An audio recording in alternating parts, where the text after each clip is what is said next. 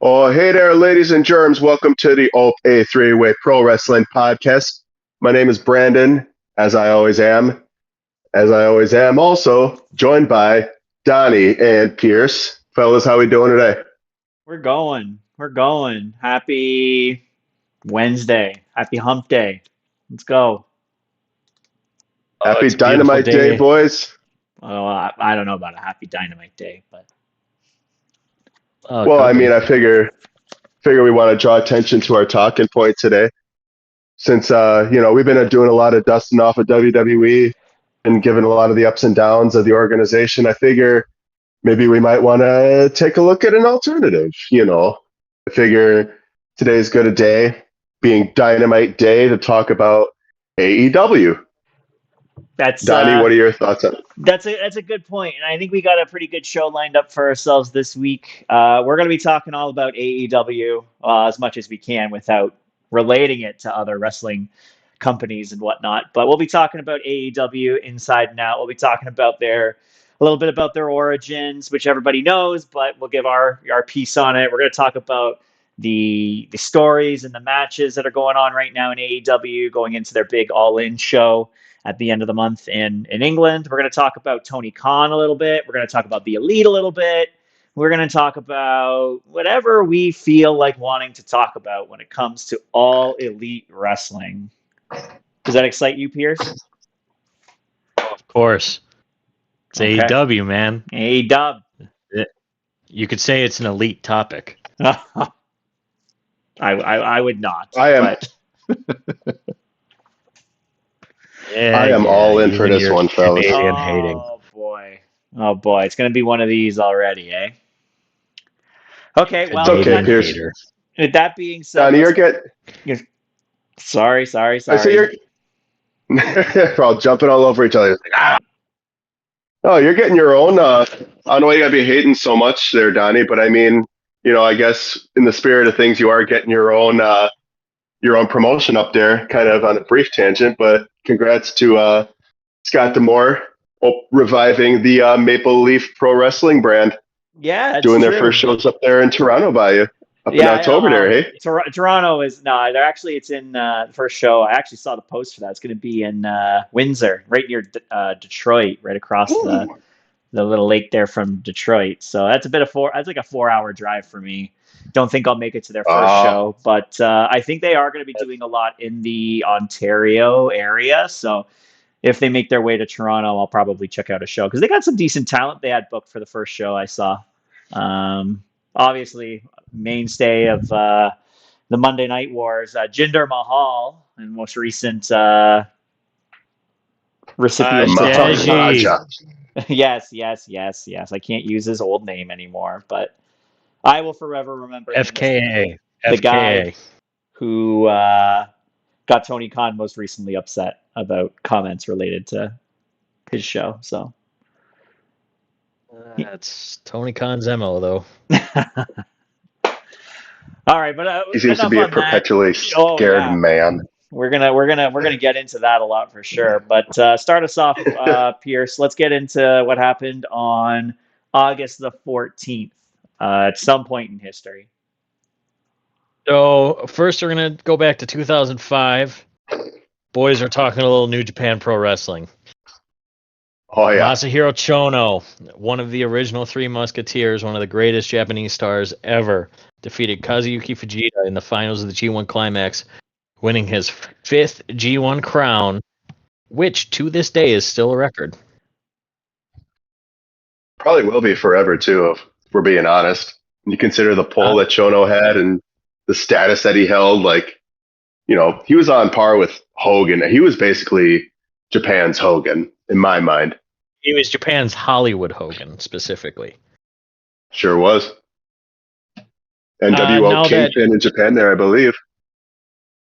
I think he might have been in NWO Japan. I'm not 100% sure. I'd have to do some research. I know of Chono. I don't know him. I don't know old Japanese wrestling that much. Besides, the reign of Big Van Vader and Antonio Inoki. But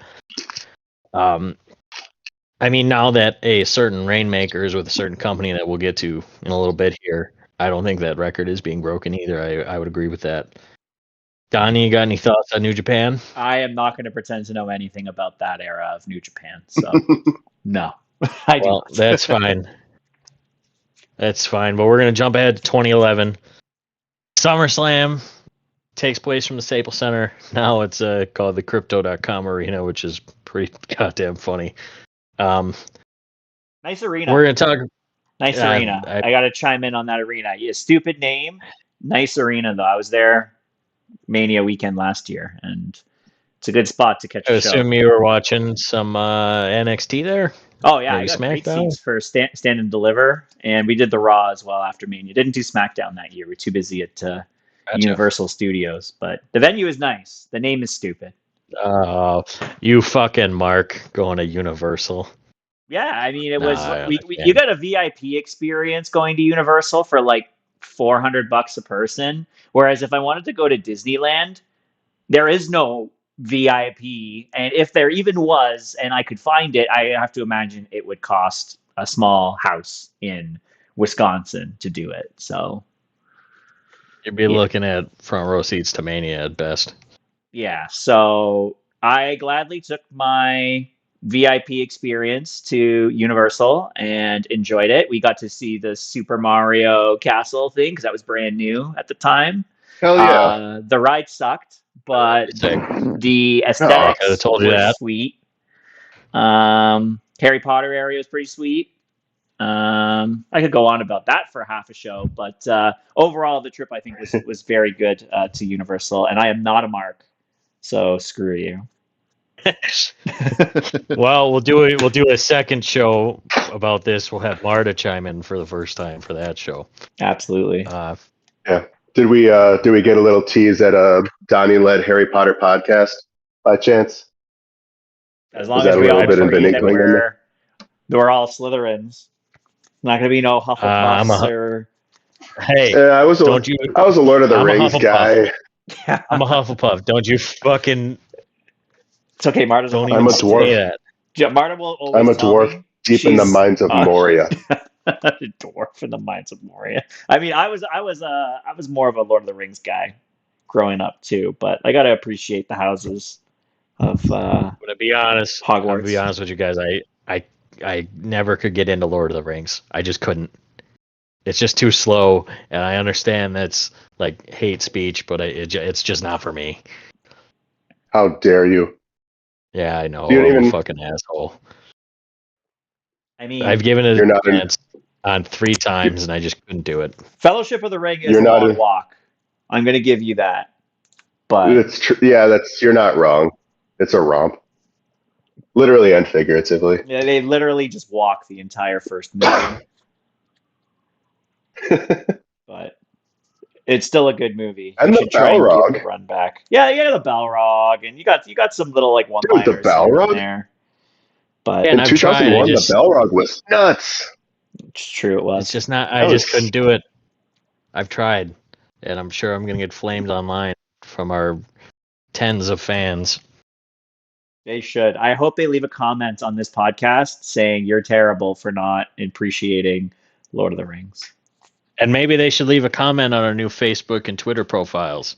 Follow us, Yay. Ope-Eh 3-way. What a mark. But let's get back to wrestling. shameless self-promotion. What a mark. Yeah, it's the first time we done it at the beginning, like somebody asked me to do. I'm gonna do it at the end when we lead us out. All right, 2011 SummerSlam. Let's go. So I'm gonna talk about the 2 marquee matches.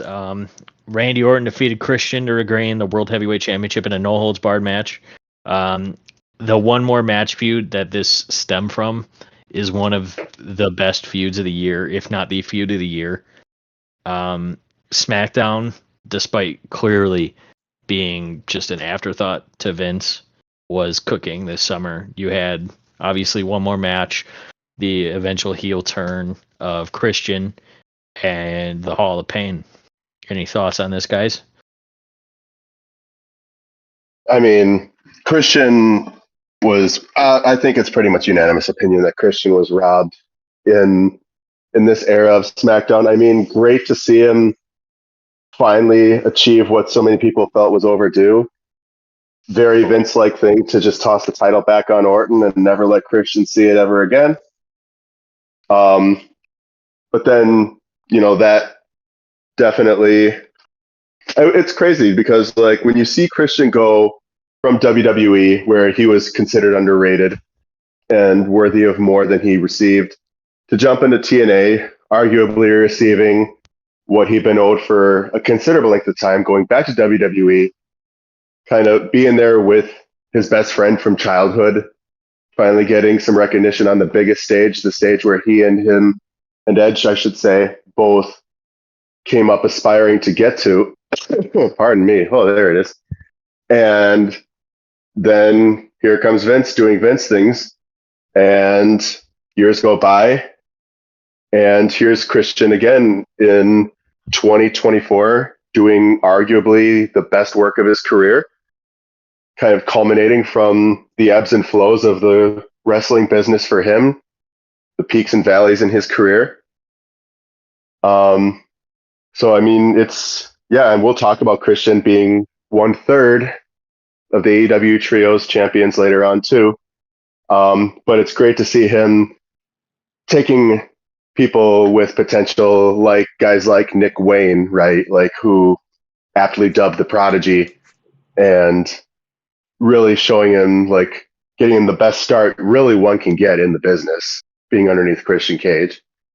And Mark Henry too, like the Hall of Pain, like the salmon jacket worked the hell out of me, man. Like when we talk about, and it's a little farther ahead, mind you, but again, when you talk about guys who have just gone through so much crap, like Henry with the sexual chocolate gimmick, and then being tossed around. Legit grinders. The what now? The grinders, the dudes who are just eating shit and still getting up and coming to work the next day. Vince didn't like Christian because of the way his face looked, apparently, which is it's the most Vince McMahon thing ever, but, I mean... Stick a blue dot on him, or something like that. I remember there's a meme that was going around back, like, 10, 15 years ago about, like, Christian, like, Vince wanted to put, like, a blue dot on his face when they're out in, like, the arena, or in front of a camera or something like that, just because he was so ugly, they wanted to make a gimmick of it, kind of like Natty with her farting gimmick or whatever, just something to rib the shit out of him. Which, I mean, if Christian's ugly, I'm fucked. You know, that's a handsome man, a handsome Canadian man. I consider all of this attack on the lovely town of Orangeville. Okay, I will not accept any sort of slander. I just called him a handsome Canadian man. No, I'm not saying to you, calm down. I'm saying, like, to say Christian's ugly, to screw him out of the title so quickly, and all this other crap. That's an attack on my people, and I will not stand for it. Vince, fuck you. That's all I want to say on that. Carry on. That's an attack on your people. Now I'm going to talk about an attack on my people, because we're going to talk about the main event. CM Punk defeated John Cena despite having his foot on the rope. Triple H was the special guest referee. It was to unify the WWE Championship and the WWE Championship that Cena held, which, by the way, Cena beating Ray for that was a super heel move, and Cena was a dick for that. First time? Nope, not the last time either, but carrying on. It made him the undisputed champion. I think it was like a missed opportunity to just have Punk win clean again, to really just, solidify him as the future right now. But, 50-50 in the lead up, booking, though. Speaking about Vinceism, 50-50. This is right after MITB 2011. No, you're fine. Speaking of Vince, CM Punk famously blew him a kiss and took the WWE title home for 8 whole days. I don't understand how they could fumble this. They should have let Punk be gone for 3-4 months. Let him defend it in New Japan and ROH. Let him have an excursion, and when he came back, he would have been hotter than ever. He was already the hottest star. He was the hottest star. Go ahead, You're Brandon. proving Punk. No, you're proving Punk right, though. If Vince is allowing Punk to do excursions, he's basically admitting defeat in every way conceivable. Like you're having the outsider, effectively, and I'm sure that's a term that Vince is very familiar with and makes him cringe. He's taking an outsider like Punk, and he's saying, "You know what? Go ahead, take my belt, defend it across the world, and let me do a charity service to these underling companies, these companies that are trying to take my spot at the top." Vince would I never mean, do yeah, that. would it have been great for business? Vince wouldn't do it. Would it be great for business? Absolutely. And Punk had a mind for that too. But When you have mainstream coverage for the first time since the Attitude Era, you need to fucking take the ball and let that guy run home. You know what I mean? yeah, Fumbled absolutely. this so bad, and then they fumbled it even more because Kevin Nash came out, No. gave him a fucking jackknife, and then Alberto Del Douchebag, who at the time we didn't know how much of a douchebag he was, cashes Big time in, douchebag. pins Punk to win the belt. Did Kevin Nash tear a quad when he gave those jackknives, or was that before or after or during or both? All No, of the no, above? but he did text himself and said it was Triple H, and then in the follow up to this, you have Punk lose, I believe, 3 straight pay per views clean. He loses to Triple H in a match that he should have won. He lost at Hell in a Cell. I think there was probably bragging rights too. Granted, he did have his 434-day title reign. How many pay per view main events did he have in that? Like 2.5 maybe. It's just I cannot believe that they fumbled this bad. But and you know what? Actually, I can because Vince McMahon. Oh, he's such a genius, but he's also a fucking moron. All right, sorry. um, and in a fun piece of trivia for the show, this is the last pay per view of the traditional brand split. Before or the first ever brand split. So Mm. Raw and SmackDown, then they started, doing everybody on both shows when SmackDown became even more of an afterthought. But do you guys have any thoughts on that match? I don't have any. I may have said my thoughts No, already, you but had thoughts. Don't say you don't have any thoughts. You gave plenty of thoughts.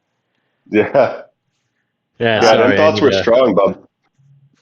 I think I might need an inhaler. Fucking out of breath.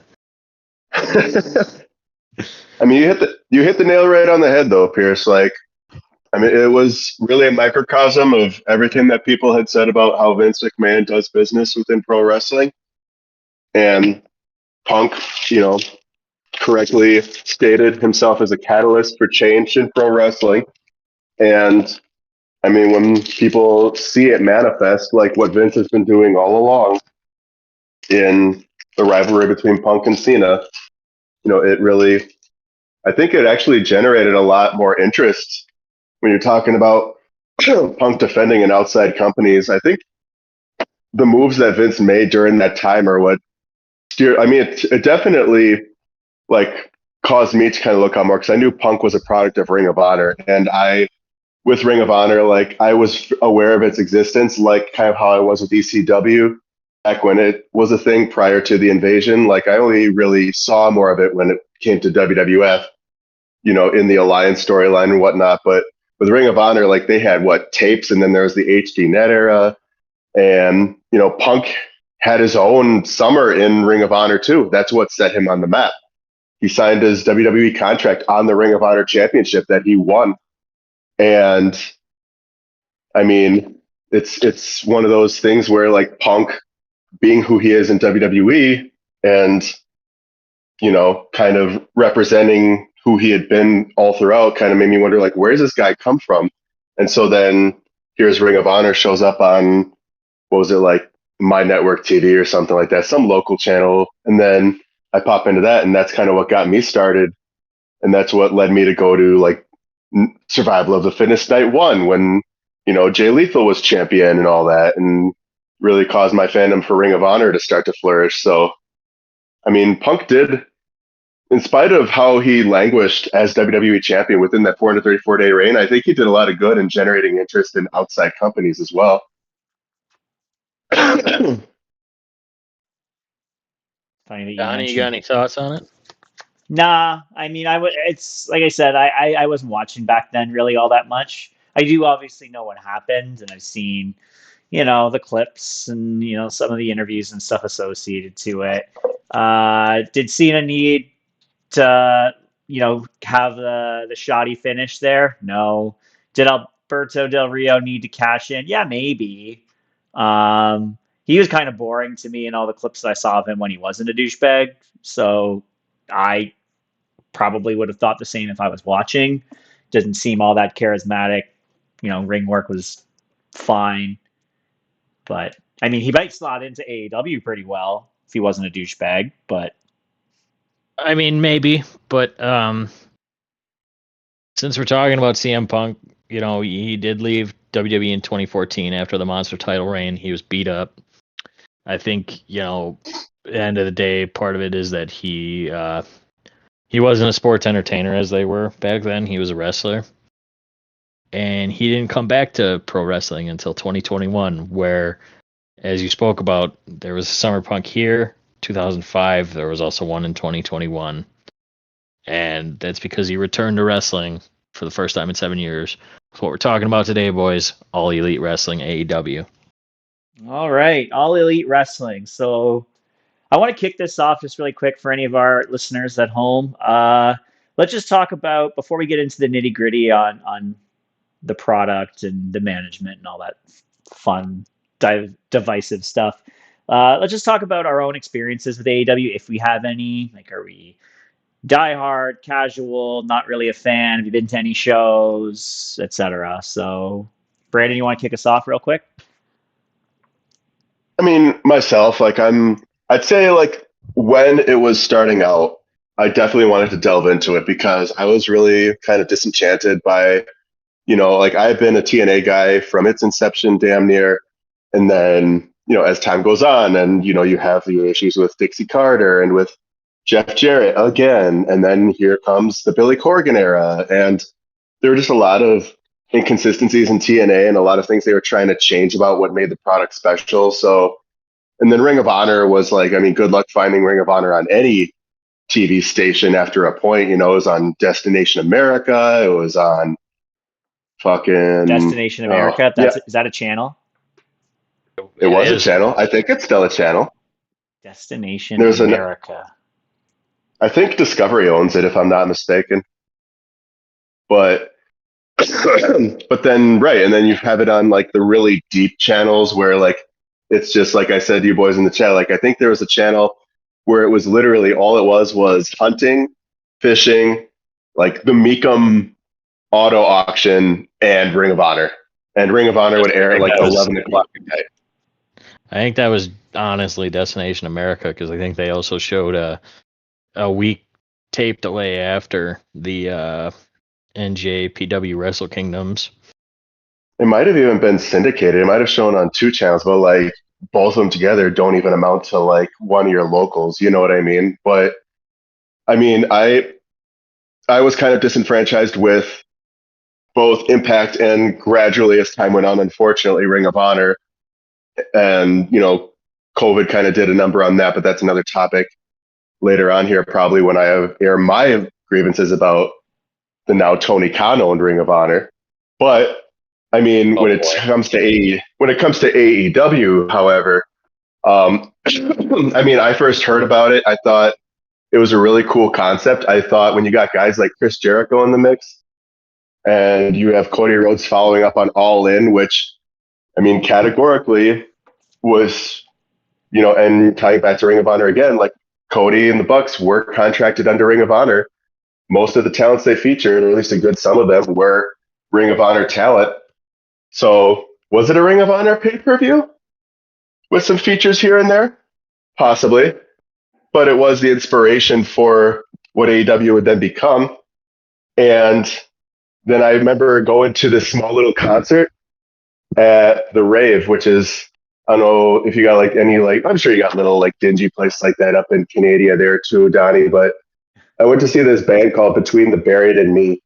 They're like this, like this rock band, metal band. You probably know some of their songs from the video games from like 2008 or whatever and beyond. But there's a guy wearing an AEW hoodie, and you could start to see people kind of talking to him about it, and like, so it was starting to catch wind. And I was thinking maybe there's something to this. Like, I didn't know how big pro wrestling really was back in like the late 2010s, but especially like considering WWE had been the established basically monopoly on pro wrestling. Like TNA had its heyday, it came and went.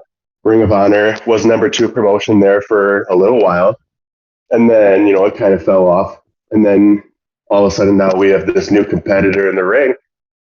And so I gave it a watch, and I thought it was awesome. Like, obviously, Tony's money went where his mouth was as far as making the brand big and, inviting all these celebrities to be involved, and the production value was through the roof from day one.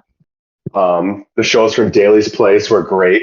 It was just, and then AEW Dark too was just cozy bedroom YouTube watching, like, and it was really cool just to be able to see like talents who, who went out of the way when Ring of Honor kind of shuttered its doors. So you got guys like like Flip Gordon, I think, was on Dark a couple times, and I was a big fan of him when Ring of Honor was, still under Sinclair. And then you had these new talents who I never heard of, like Ren Sinclair, who's in NXT right now. Maddie Rankowski, I believe, is her actual name. You had that opera singing chick. God, I wish I could remember her name, but she was hilarious. And Taz was. I remember the matches where Taz would just sit at commentary, just laughing his ass off because she's just belting out operata as she's slapping these chicks in the face. It was great. But it's stuff like that, and that's AEW for me. Is like from the beginning, it was taking these relatively unfounded talents, and it's given them a chance to show that they could perform in these big production stages and to compete with the best. And the best did come through the years, but I mean, arguably now you could say there was a period there was starting to get slightly oversaturated with people coming over from the E, but now you have a lot of people going from AEW to the E, which is a topic in and of itself as well. But we'll get to all that yeah. stuff in a bit. That was a lot. You gave us a lot. Yeah, my bad. All good. Ooh, I had to breathe. All right, Pierce, give me your thoughts a little bit on your AEW experience. So, I mean, I love AEW. I think it's something that it was needed. I think right now I'm gonna kind of jump around a little bit. I'll go back to when I was big into being the Elite when it was in its heyday, and when they announced AEW and Double or Nothing, I was hyped. I think people were ready for a big American alternative. ROH, it didn't really have the grasp to get any bigger. TNA was TNA. Any other small promotions that maybe had a little backing, it turns out it was just still TNA. Global Force Wrestling, anybody? High Gold. And you remember? Oh god. Anyways, sorry. You have Tony Khan. The Khans have essentially a full country's worth of money. They're backing them, and so it was awesome to think of what was going to happen. And then I don't think anybody expected to see how big Double or Nothing 2019 was going to be. But then you have two incredible moments. You have one of the most emotional matches of all time in Cody. At this time, he didn't have a last name because fuck you, Vince McMahon, you greedy bitch. Versus Dustin Rhodes. That's a legit, super bloody, emotional 5-star match. It's a classic. There's nothing like it. It's such a beautiful match. And then you have the finale with, I don't think anybody really saw Jericho beating Kenny Omega, but that's not really what I'm talking about. We're going to talk about Jon Moxley debuting. He's coming through the crowd. People are not chanting Ambrose. They're chanting Moxley a month after he left the WWE. And I think that was really the point where it showed that this was going to be big. I thought them surviving the pandemic was kind of insane, especially that they were only 1 year old. But then you get to 2021. I'm not going to go too in depth year by year, but I want to talk about 2021 specifically because I think that's genuinely their best calendar year to date. You have the reign of Kenny Omega.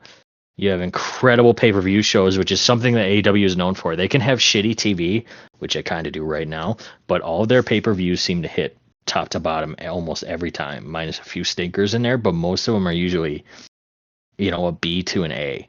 I've never seen a bad AEW pay-per-view. And then, of course, you get the debut of CM Punk, first time in 7 years. Say what you will. Obviously, I've said enough today already. But he is legit one of the greatest stars the wrestling has ever seen, and it put them into an upper echelon. And then you have All Out 2021, which I think is the greatest pay-per-view of AEW's existence and is in the running for one of the greatest wrestling pay-per-views ever in general. You have the debuts of Ruby Soho, and then you have Adam Cole and the goddamn American Dragon within 10 minutes. And besides WrestleMania 40, I think this is All Out 2021 is the best show that I ever watched live. WrestleMania 40 obviously has the bias of being there in person, but All Out 2021 is incredible. But I want to see AEW get back to those heights. 2021 to 2022 was incredible. Let's see him get back there. And the fact that they can still sell out Wembley Stadium is ridiculous to me. Donnie, what are your thoughts on the promotion as a whole? So I am going to sound like a big, dirty, filthy casual, partly because I am, and that's fine. I wear that badge with honor. I was just getting back into wrestling around the time that AEW was kicking off. So while I was aware of All In and Double or Nothing, and I saw the hype video for Moxley prior to him debuting at Double or Nothing, it was just a thing that's like, oh, okay, this might be neat, whatever. Didn't really care too much about it because I wasn't as knowledgeable on that part of wrestling, and watching WWE at the time or starting to get back into it was sufficient for me. That said, watching week to week WWE in 2019, and that's good. No, like good enough for me, as in like that's enough of my wrestling consumption that I can take. I was going to say, there was very few things that I was watching in 2019 that was actually good. Don't get me wrong. Like I was basically dialed into Bray Wyatt, and that's about it. That's fair. 2019 Bray Wyatt was awesome. Nevertheless, that's where my consumption was. And then I had a buddy of mine, Michael, big fan of the podcast. He's also a Packers fan. Shout out to Michael. Go Pack, go. Hit us up at Lambo there, bud. He does have one of those fake stocks. It's like one stock ownership for the Packers that means absolutely nothing. Is that a thing? Like that's a real thing. It's not Donnie, a fake thing. Donnie, you're getting me heated here, Donnie. Fake stock. Is that what you just said? Yeah, it's not a publicly traded company. Yes, it is. No, it's not. I'm gonna have to look at this. You can look this up, but it's the last technically fan-owned team. Like there's a majority owner, but you can buy stock into the Packers. Shareholders. Okay, I'm gonna look at this later. But my cousin goes to a yearly shareholder meeting. Shout out to Craig. For his you best pray for forgiveness there, Donnie. Oh boy. Anyways, so better send all the good snacks down for that one. He double up on those coffee crisps. Okay. Have your one stock. He got me into watching it, and my first takeaway when I was just watching the product was just like, the matches showed very talented wrestlers. And I think that was, there's obviously a lot of talent in WWE, but they still had full shackles on them from prior administration. We've bitched about enough, quite frankly, on this show already, but where they wouldn't be able to put in the move set and the intensity that you see in these AEW matches. So that I thought was pretty interesting. I've been to, how many AEW shows have I been to? I've been to 4 since then. Yeah, I've been to 4. I've been to the very first Dynamite in Toronto, in Canada, which is infamously known as the start of the biggest reign of terror in AEW history. Do you know what that would be?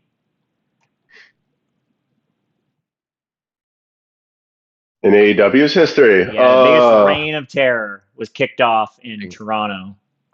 Did Christian Cage start talking about people's dead dads? No, but that's a good guess.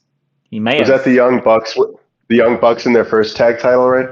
No, it was Orange Cassidy winning. Oh, sorry. You thought that was a reign of terror? Yes, it was. Because he was literally kicking off every single show for every single week with meaningless matches that went 25 minutes, and they were all meaningless. Same. They were building up the fucking international title, and when he lost it to Jon Moxley, it was worthy to be put in the main event of All Out 2023, mainly because CM Punk may or may not have quit or got fired. Jury's out on what happened there, but it was a reign of terror because you go right from Big Bang Theory into OC for 25 minutes against any and every jobber and mid-carder imaginable, and it was just very tiring. It really was.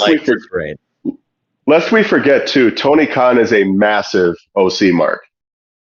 Even outrightly stated that Orange Cassidy is his favorite wrestler in AEW multiple times, I believe. Yeah, and I don't not to discount. He's a good wrestler. Not to discount his ability, but talented guy. Please don't take away like the fact that I'm hating on Orange Cassidy. I was hating on the fact that like literally, like clockwork, 801 hits. You hear his theme music. Same as a banger. He cites, Tony Khan cites some bullshit metric about how he has the best ratings. No, it's not. It's actually Sheldon Cooper getting you, extra runtime from Big Bang Theory. But anyways, that's not even a good show either. I agree, but nevertheless, it was not OC boosting those ratings, but we still got them every damn week. No, but I was at that show. It was a fun show. I did get to go see Forbidden Door 2023. Yeah, that would have been 2023. Oh my god! You saw Ospreay, Kenny Omega live. I did.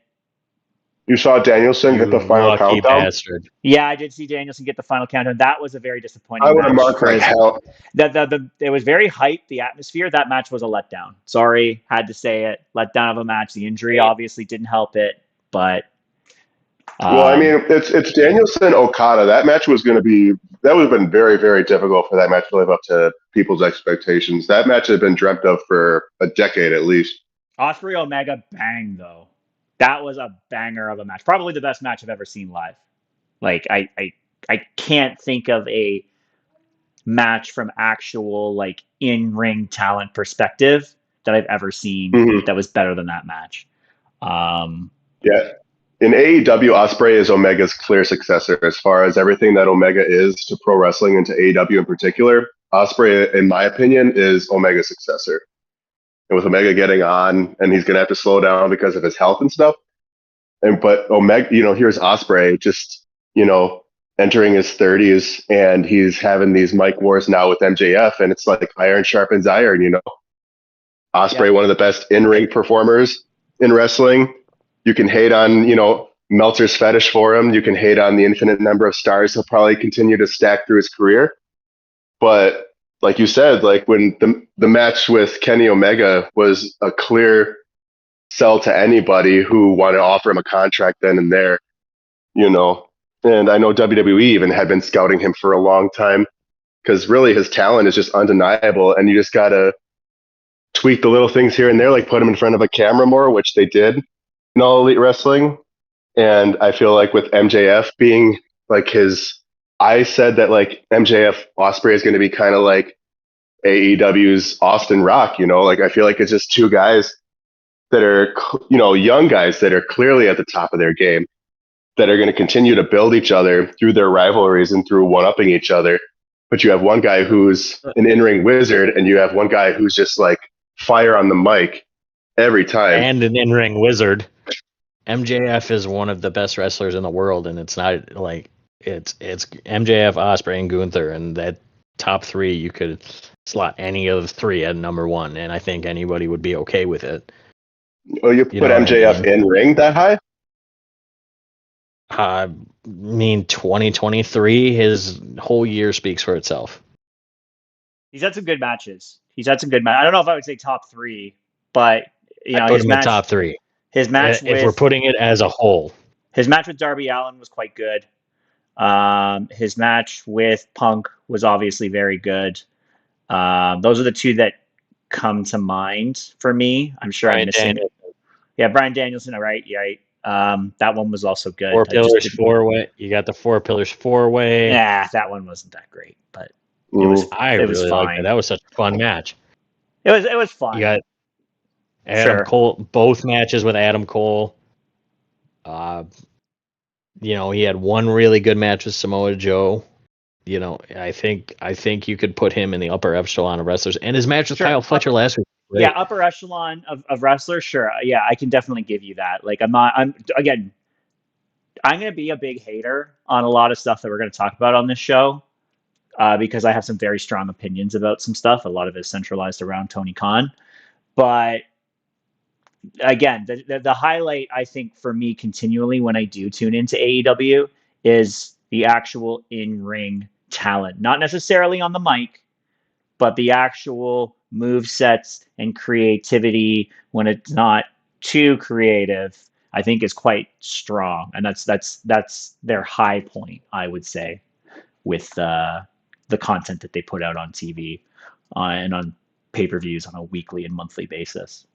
So with that said, we got our main synopsis out of the way. What do we want to talk about right now? Do we want to talk about the current champions right now?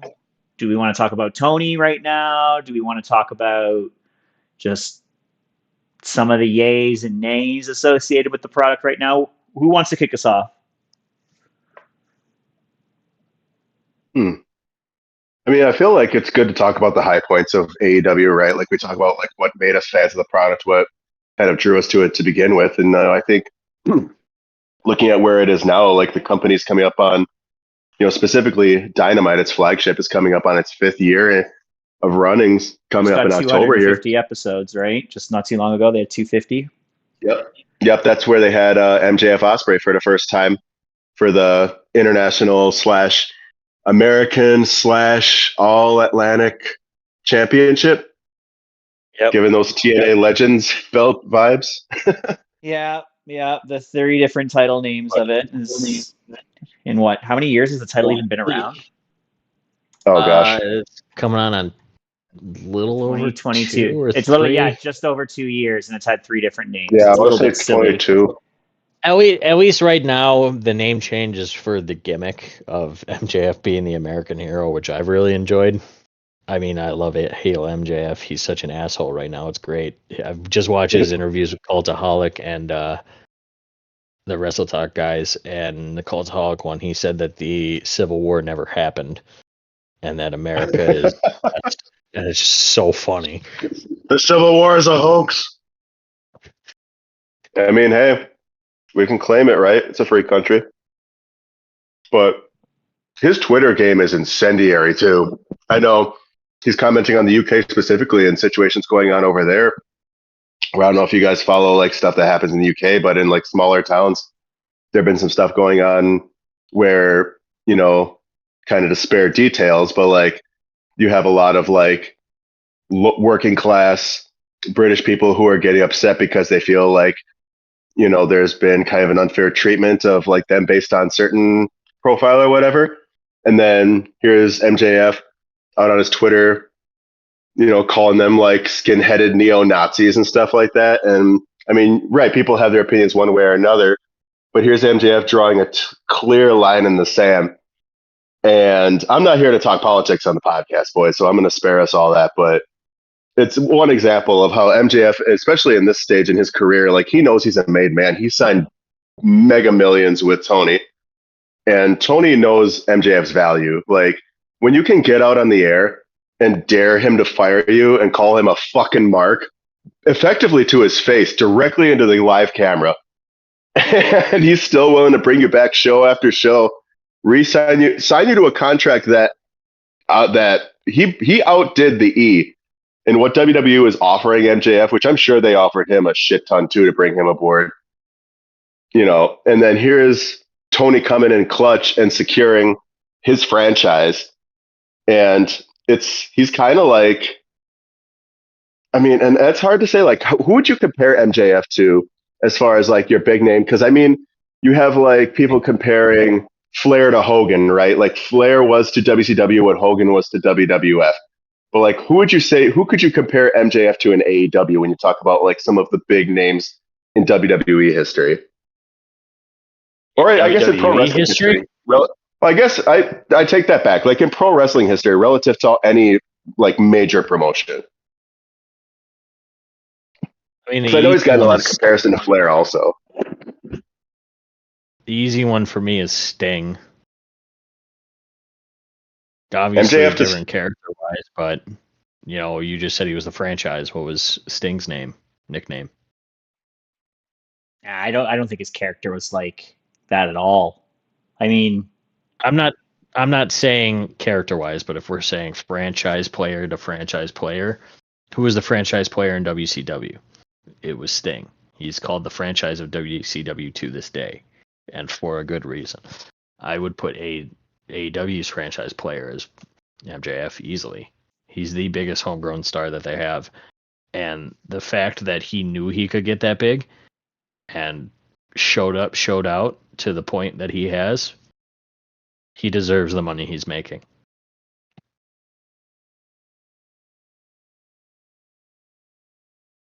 Yeah, I mean, and the thing, sorry, I'll chime in there. I guess I get what you're saying. I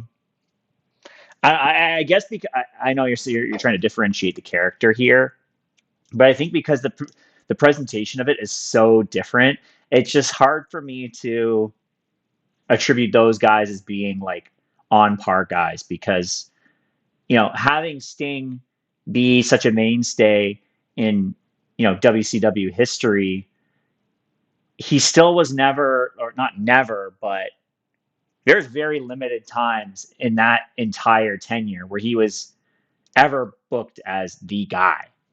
There was always somebody else, and a lot of times that wasn't for the better, but there was always somebody else. Whereas MJF has been pretty consistently booked as the top guy when he's been on TV.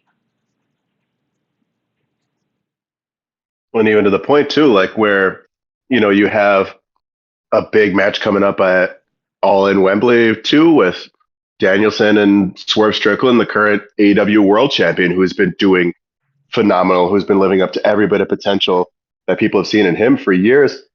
But even then, I think you still have a lot of the focus squarely and directly on MJF just because he's there. And it doesn't matter what title. He could have been holding the TNT Championship. He could have been holding the FEW Championship. But I mean, it goes to show like what kind of star power MJF has intrinsically, that he still gets that much feature. And how long did it take for anybody to even recognize the international championship? You talk about with Orange Cassidy and the run that he had and the ratings and blah, blah, blah. But I don't think anybody really recognized him as a title holder. They didn't really recognize the title that I feel was observable. But here's MJF strutting around with what's effectively a secondary, potentially to some people, tertiary championship. And he's owning it. And it's kind of like, it reminds me of like when Shinsuke Nakamura, we're talking about New Japan a little bit, had his run with their Intercontinental Championship, and it was every bit in league with their World Championship. John I feel like that's kind of what you're seeing. Challenge. Yeah, I think it aligns up Yep. with that, where you have like your mainstay guys, Seth Rollins and Roman Reigns winning the U.S. title at different times. Shawn Michaels the IC title. Yeah, you know what? I just gonna chime in here again really quick on MJF.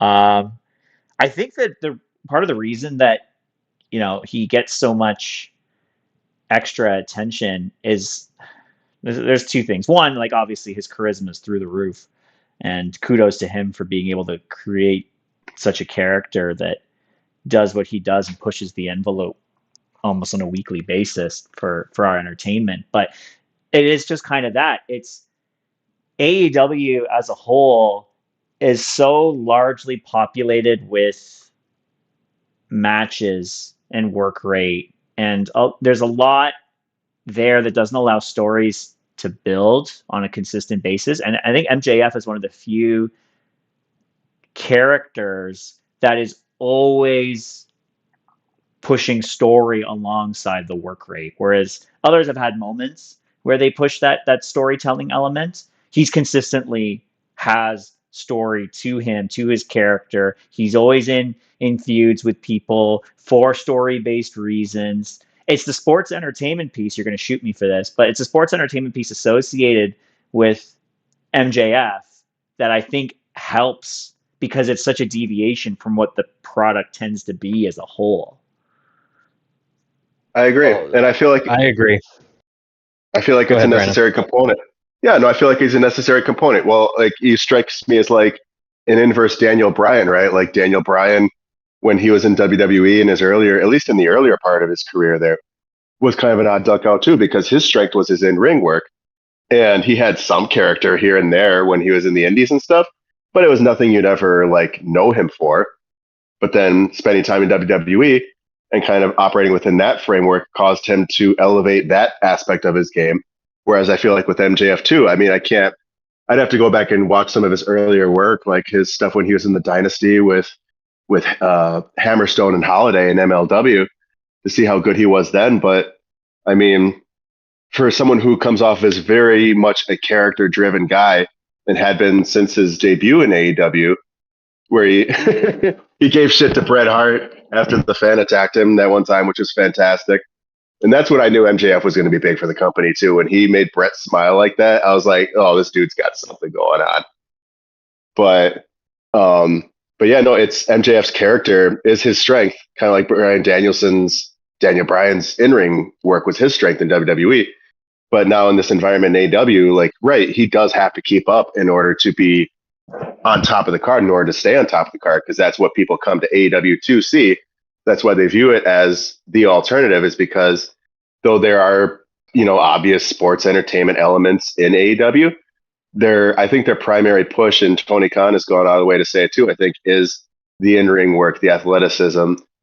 And, I feel like, right, MJF has definitely made a case for being, I feel like, we were talking about top three. I wouldn't say he's top three in ring worker of today, but at least in America, probably like top 10, which is not bad at all, because there's a lot more competition now than there ever used to be.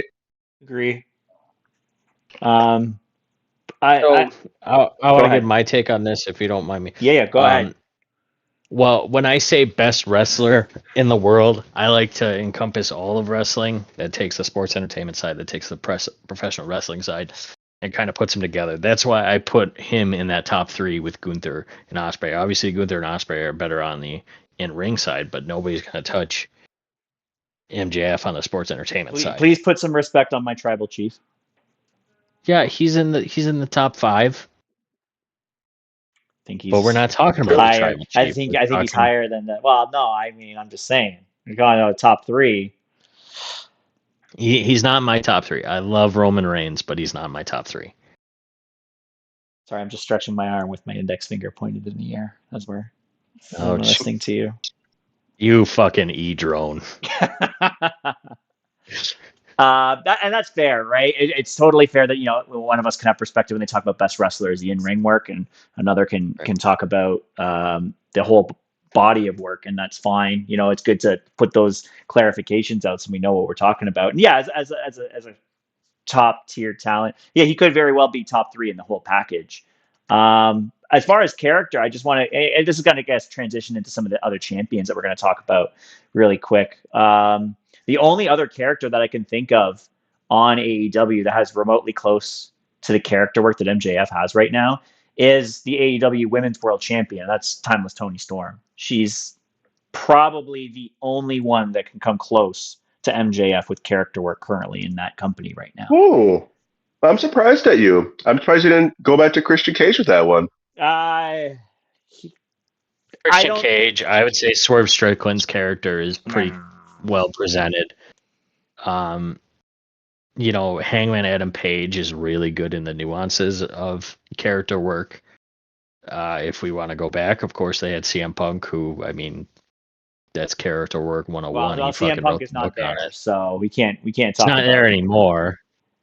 But hey, if you talk about MJF, you cannot talk about CM Punk because you want to talk about wrestling stories. AEW has one of the greatest wrestling stories and probably the greatest wrestling story of the modern era in CM Punk versus MJF. So we're not going to acknowledge Timeless Toni Storm's work at all here. We're just going to blaze over her for multiple other. Come on, guys! I'm just saying, Toni Storm is the 1B to MJF's 1A. I would agree with that.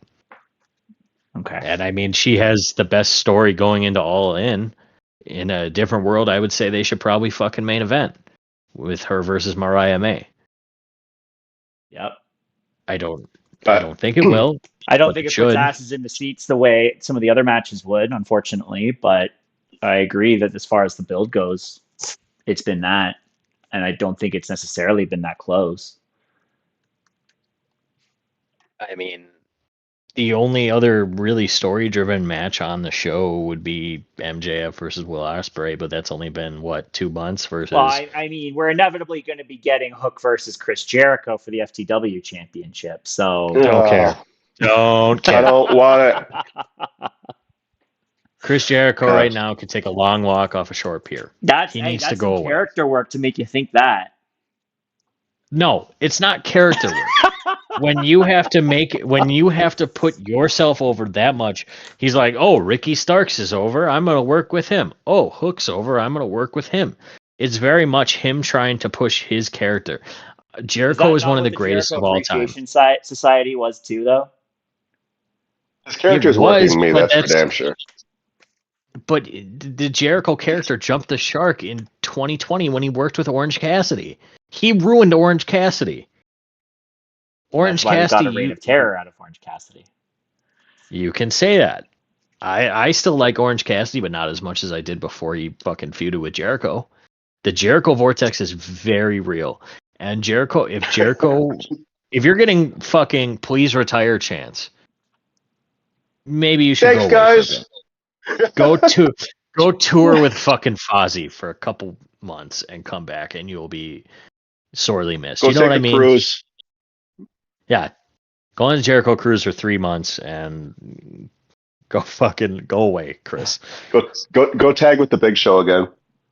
I love Chris Jericho, but he needs to get him out of the product. That's one of the biggest things on how we get back to those highs of 2021, 2022. Take Jericho the fuck out of the product. I think there was a show like 3 or 4 weeks ago. I wasn't watching it, but I remember seeing the commentary about it on social media. Apparently, Jericho had 4 segments on one episode of Dynamite. That doesn't surprise me at all. And it's like, what are we doing? What are we doing with this guy who's not putting anybody over? Nobody wants to watch. And you're trotting him out there 4 times to be like, "Hi guys," and obviously the self-loathing there and the acknowledgement. He knows that people hate this shit, but he doesn't care because it gets him on TV. It keeps the money coming in. It keeps people talking about him. He's literally the epitome. So rich already. He's a rock star. He was in WWE for fucking ever.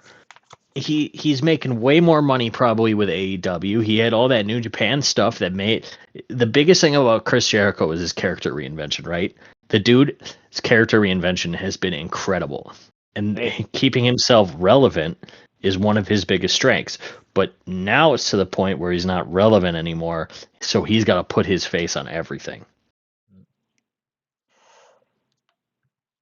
going into some of the other Hey, champions that are there, unless you want to talk more about the learning tree. no, Nope, no, I think we can transition away from Chris Jericho now. Okay, I so think We we there's can got his chop down attention. the learning tree. couple other champions that before we get into some of the other stuff. We got two champions here that they're champion. They're part of the same faction, but they don't really Oh, defend or do a lot. And that's the TNT champion Jack Perry and the Continental champion and Kazuchika Okada. you can add the fucking AEW tag champions too. Yeah, I suppose I may as well lump them in there too. The Elite, yeah, they're not doing anything either with their titles. I was going on the I singles train, but you're right. The Elite should be, the Young Bucks should be lumped in there too. These guys are doing nothing. one of the things I put in here is that, and I apologize for interrupting Donnie, but It's all good. It's all good. is that Darby Allin said it best. It is all friends wrestling. I think Scapegoat Jack Perry is a great character, but he has done fuck all since he won that title. I think it's a fine character. I want to be careful of using the word great. I think the elements of using the unfortunate scenario around him, it does make for good potential character work. I don't think they're utilizing it all that well. I'm not Oh, going to that's make the washing joke. off. I'm not going to make the joke. I'm going to move past it. Yes, you are. Yes, you are. No, I'm not. Make I'm the not joke. making it. Do it. Yeah, we got time, Pierce. Punk did nothing wrong. All right, I got the counter. He said it once. Let's see how many more times it comes up in the course of this show. Ding. And since we're talking about the Young Bucks, Punk did nothing wrong. We got to get the Brandon, sound thoughts? effects tied to this podcast. Thoughts on the Elite Hagen 3 titles right now? I mean, I'm The just surprised Continental title shouldn't exist. Sorry, Brandon. Go ahead. Agreed. No, you're completely right, and I will jump off of that point. Like Okada, and the fact that they have it settled to Okada, like, I mean, I think it'd be funny, like, if they tricked Okada into coming over to AEW, saying, we're going to give you a belt right on your debut, and you're going to hold it all through the year. And then it just ends up being this this little fucking rejected, you can't even call it tertiary. Like, where is it on the pecking order of singles titles? Like, I mean, do people even think about the Continental Championship? Is it ever defended? It is listed 4th on the list Oh, of Lordy. titles associated to AEW singles titles, ignoring, like, this is just for the men's. It is above the FTW Championship, but it is below all barely. the others. Fuck the world title. Best name ever. So, It's for the world title now under Chris Jericho and the Learning Tree. yes. Well, fuck the tree He's- title. Distributing Fuck the the wealth, tree. his endless knowledge. Fuck the willows. Yeah, But- fuck the Willows title. Fuck the willow trees. But no, I mean with the Continental Championship, and I get like with the Continental Classic, like they're trying to emulate stuff that you would see in like New Japan, right? Like the round robin style tournaments, which I think is cool. And I'm surprised G1 that like Classic. what did I say the G1 Classic? I'm Or sorry, no, I had the like a G1 mess. Climax. G1 Climax. Yeah. Excuse me. Yeah, that was you. Oh. G1 Climax. Yeah. Oh, Jesus Christ. don't get me started on my Okay. New Japan boys. Don't get us canceled. But I mean, you know what? You watch how they say it, and you tell me how it sounds. I'm gonna leave it there. Anywho, Okay, but no. Does not condone. No, I think it's. But I think it's great that they, and I said it to you guys too. I think it's great that AEW is actually trying to incorporate elements from like its sister or partner companies, right? Like the G1 Climax, and even you could say the Trios title, like right, New Japan and CMLL. Other lucha companies and puroresu companies have titles that go beyond just the singles and tag, right? Like you have the Trios titles. I think that have been in. I remember watching like AAA when I was a kid, and they had Trios champs back then. I can't tell you how long CMLL's had Trios titles. I know New Japan's kind of been in the Trios game for a little while. And I think it's fine that they incorporate these elements into AEW because it gives people stuff to do.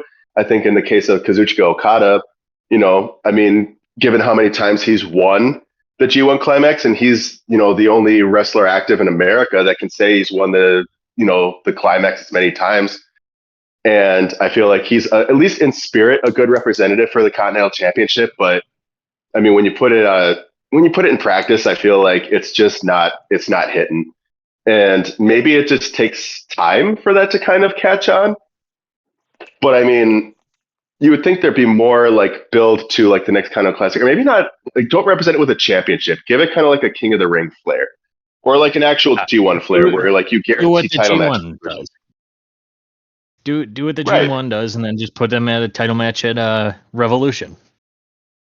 Right. Just drop the endless tourneys that Tony will just randomly squabble together for contendership, and focus on. I want to play devil's advocate here for just a second on one thing that you did say regarding like bringing in other stuff from other companies to try and fuel your business. In some cases, it has worked. Other cases, I don't think it has. Like the Owen Hart Cup, that's cute. Hasn't really done anything. Finally, they're making it worth something this year with the title matches that are associated to it. But the first 2 years were meaningless. Continental Cup, sure, again, fun. Large end result at this point, kind of meaningless. The trios titles, I'm going to throw something out here in regards to the trios titles. I think the trios title buried the tag division in AEW. I think as soon as they introduced those titles, the tag division plummeted.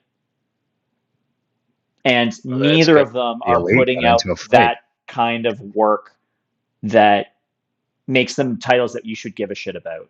Like, we're going to see the Young Bucks versus the Acclaimed, right? Who cares? Mm-hmm. Like, nobody cares. I care about the Acclaim. I love them. I'm everybody. I'm part of everybody. Yeah, I suppose you're right, but they have lost a lot of favor in common circles, and that's partly because it's just like there's no reason to care about these B or C list feuds that they're in. And it's kind of repetitive and redundant. Maybe it's because they got their title shot 4 months ago and now they're finally getting it. Could be. Thank you, Tony Khan. That's not Tony Khan. That's the Young Bucks. Wow. One of them signs the checks and actually supposedly does all the scripting for the show. If you listen to his seemingly weekly media scrums. And his constant huge announcements, gargantuan announcements. He's gotten better at those. Was they ready for the major announcement tonight? He's got the biggest one ever coming soon. He jumped the shark on a lot of those. I know that's a TV deal that they're going to announce, but I agree. Good. That's a good one. I remember one of his announcements was like, this was last year around the holidays, and it was tickets for All In are going on sale. And it's like, and that was like the 7th time it's jumped the shark. Like, you don't need to announce when, like, as a huge changing announcement. And they were donating some money to charity, I think was also lumped in there. It's like, okay, great. Good stuff. No one cares. Right? But I don't know. I found that those divisions have become very stagnant and haven't really been good at developing characters in there. Outside of Christian Cage. Because the AEW tag division was once legitimately the hottest tag division in wrestling. It was. Mm-hmm. I think the trios title still has all the potential to be. It does. I mean, until the Lucha Brothers leave, and FTR finally will probably end up leaving at some point. Yeah, but then you could also bring up, like, I mean, what does the Kingdom really need to do in Ring of Honor anymore, right? We could talk about that too. Like, how long have the Kingdom been Ring of Honor tag champs? How many more times do they have to win that set of tag titles? And not to take away from Ring of Honor at all, because, I mean, I believe Ring of Honor deserves all the flowers. It's been such a staple in, the industry from its foundation on. And even now, like, people are still looking at Ring of Honor in spite of its state and being like, well, when is it going to break through to, and talk about, Tony Khan and the TV deal. I'm hoping he mentions something about Ring of Honor in that. Because fuck, like, me sitting around waiting with a thumb up my ass, trying to get Ring of Honor out from behind a paywall that who the hell's going to pay $10 a month even for Honor Club, where you're basically watching what you would normally watch for free on YouTube, right? It's AEW Dark with the new stamp on it. Let's be real. And everybody knows that. But I mean, not to digress, but I mean, go back to the tag division and the concern of it. There are still things that hypothetically Tony Khan could do with it, but then it's a problem of Tony Khan too, right? And the Bucks, because of course the Bucks, the VP is holding the titles. You figure there's a conflict of interest there, but also the fact that the Elite story right now is the worst story in wrestling. We still have the learning tree. Jericho. Yeah. And they're going to ride that shit till Kenny comes back too. Let's be real, because that's got to be the blow off is when Kenny finally comes back, and then he confronts Matt and Nick, and we're going to have Okada and Omega again. Ain't going to live up to the first four matches. It ain't going to live up to the first four matches they had. I mean, Kenny could be coming up with a colostomy bag hanging from off his hip, and you could probably still expect a lot out of him. But I mean, it's kind of beating a dead horse at this point, in my opinion. I loved the series they had. It'd be their fifth match, and it's the first one in 6 or 7 years. I wouldn't call that beating a dead horse. I'd say putting it on an American soil is honestly pretty smart for Kenny coming back. I mean, it'll draw eyes, sure, no doubt, based off of their history. I'm just saying, I'm concerned that it's not going to live up to expectations. I would hope expectations can't be as high as they were for those other matches, but... Oh, absolutely. No, absolutely not. But still, they're very high. Is there any report on Kenny's health? Yeah, I know he had vertigo and then diverticulitis and where are we at with him? Is there any news on? He came back for one show and then he got stretchered out again, right? That's been it, and I think that's fine. We don't need updates. Let Kenny heal. Yeah, I hope he gets better soon. He seems like a good dude. He's the best of that group by a pretty clear margin, both in he humility. He saved Larry. Yes. I feel like he's probably the only guy in the Elite that would ever be allowed into the WWE as long as CM Punk and Cody Rhodes are there. Well, okay, I'm gonna tangent off this to say, when that brawl out happened, Tony was trying to get a sit down between Punk and the Bucks and Kenny, and I know Kenny and Punk apparently had a text conversation where Punk was pretty much, it's not you, and they were cool with each other, apparently. Of course, it's all hearsay on the internet, so what the fuck do we know? But I know it's pretty much said that they were trying to get a sit down, and Punk was okay with it, and the Bucks just said no.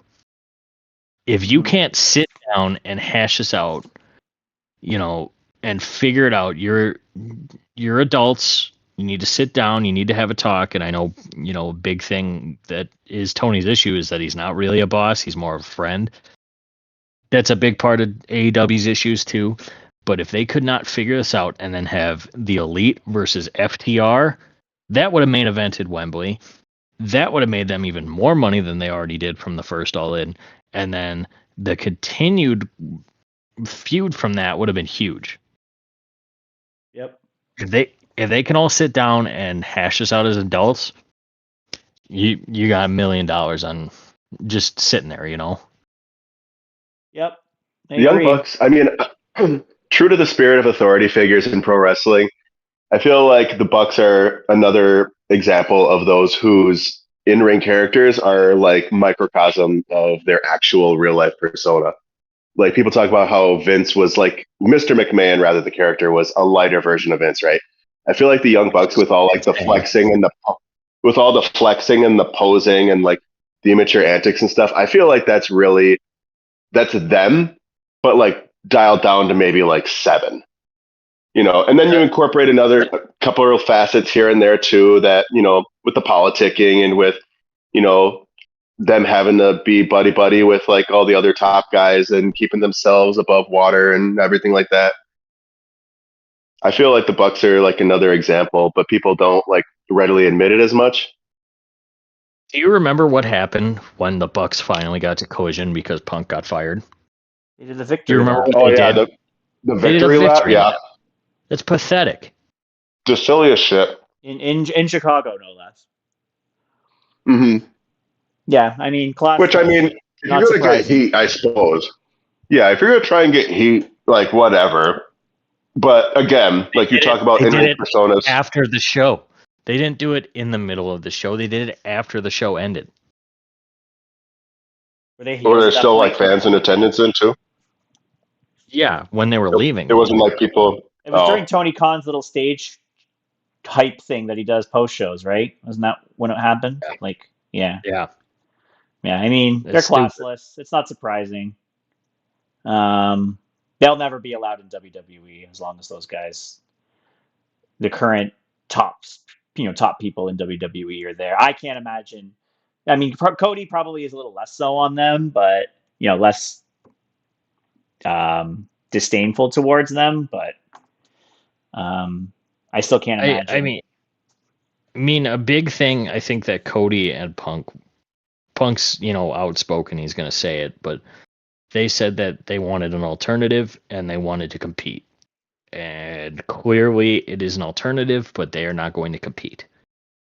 Doesn't They seem want that way. when Collision was ran by Punk, it could compete genuinely. It was such a good show because of how unique it was. It was a unique presentation.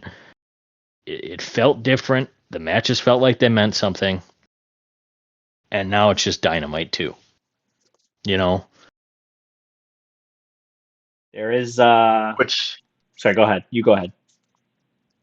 no, I mean, and you could speak to that being one of the fault of AEWs too, is like they have all these shows, and what are you really doing with them, right? Like, I mean, I remember, well, think of Rampage, right? Like, Rampage was also a show that benefited from Punk's star power because, like, what is the most watched video in AEW's library, bar none on YouTube? What was their highest rated show? What was their sellout crowd in Chicago? Where did that emanate from? the first Rampage, dance. right. Right, the first dance, exactly. And that's what, put Rampage on the map there for a second. And then that kind of fizzled out, and because then they had to steer Punk's attention towards Collision, where he could kind of effectively have his own product. And then he left the company, and now you have three shows that are like kind of following the same rudder. They're going in the same direction, and they're not really, I mean, you can't really distinguish one from the other too much. And that's why I was Well, kind of hoping well, get do rid you of remember Rampage when and put ROH there. I would agree. I would agree with that. Do you remember when Rampage was first starting and they had Mark Hmm. Henry doing the interview before the main event and he would say, I think that's been enough talk. It's time for the main For the event. main event.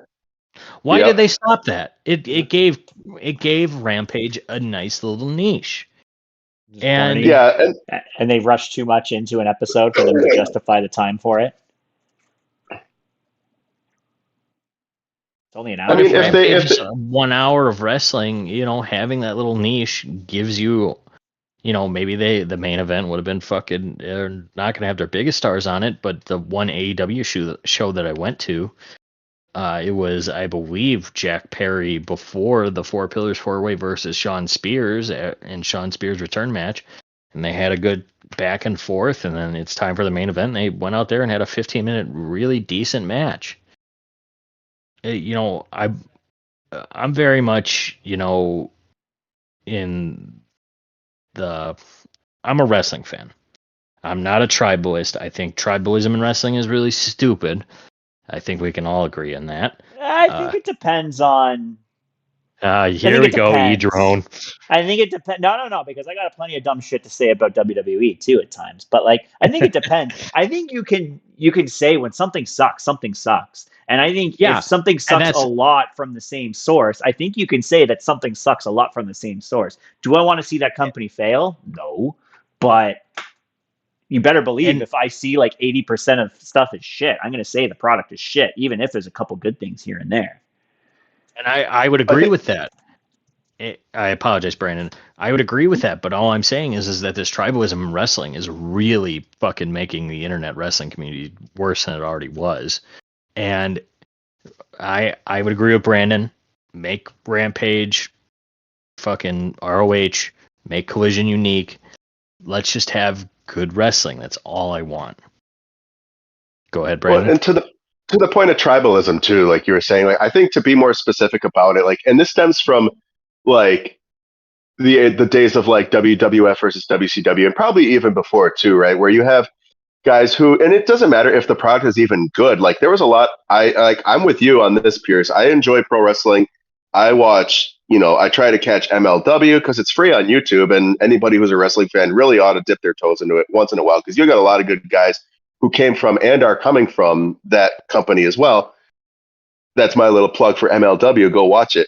You got Ring of Honor still to some degree. You got AEW, TNA, obviously WWE. Like you got all these companies, GCW. They all have good aspects about them, but like the tribalistic part that really drives me nuts is the fact that even if you have great stuff that comes out of AEW or great stuff that comes out of TNA, and this was more apparent with TNA when it was still new and when it was the number two company, people who will look at it and no matter what they do, good, bad, whatever, because it is not their home company, because it's not their home team, they will just universally, unanimously, unilaterally shit on it.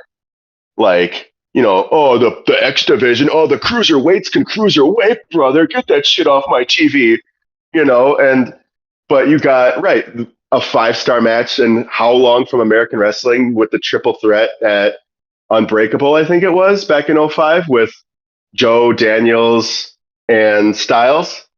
I believe that And was the first one since Bad Blood '97, the first Hell in a Cell match in the States. Right. So, like, inarguably, that's one of, and if you put biases aside, you can see it's a great match. But people, like, again, like whether it's WWE to TNA or vice versa, or WWE to AEW, vice versa, you have people who are just so oddly incensed on drawing a line and forming encampments of fandom where, like, no matter what these companies do, it just is not good enough. Like, for WWE, right? Like, the era of the tribal chief, like it had its ups and downs, but it's easily the highest. I mean, it's what you don't have Triple H skimming down a production to fill seats if not for Reigns in the Bloodline and that championship reign, in my opinion. It's There are the a lot of greatest other. There's a heel lot of run in other. the modern era, man. No, absolutely. And I Nothing's mean, gonna it come put the close. Bloodline over.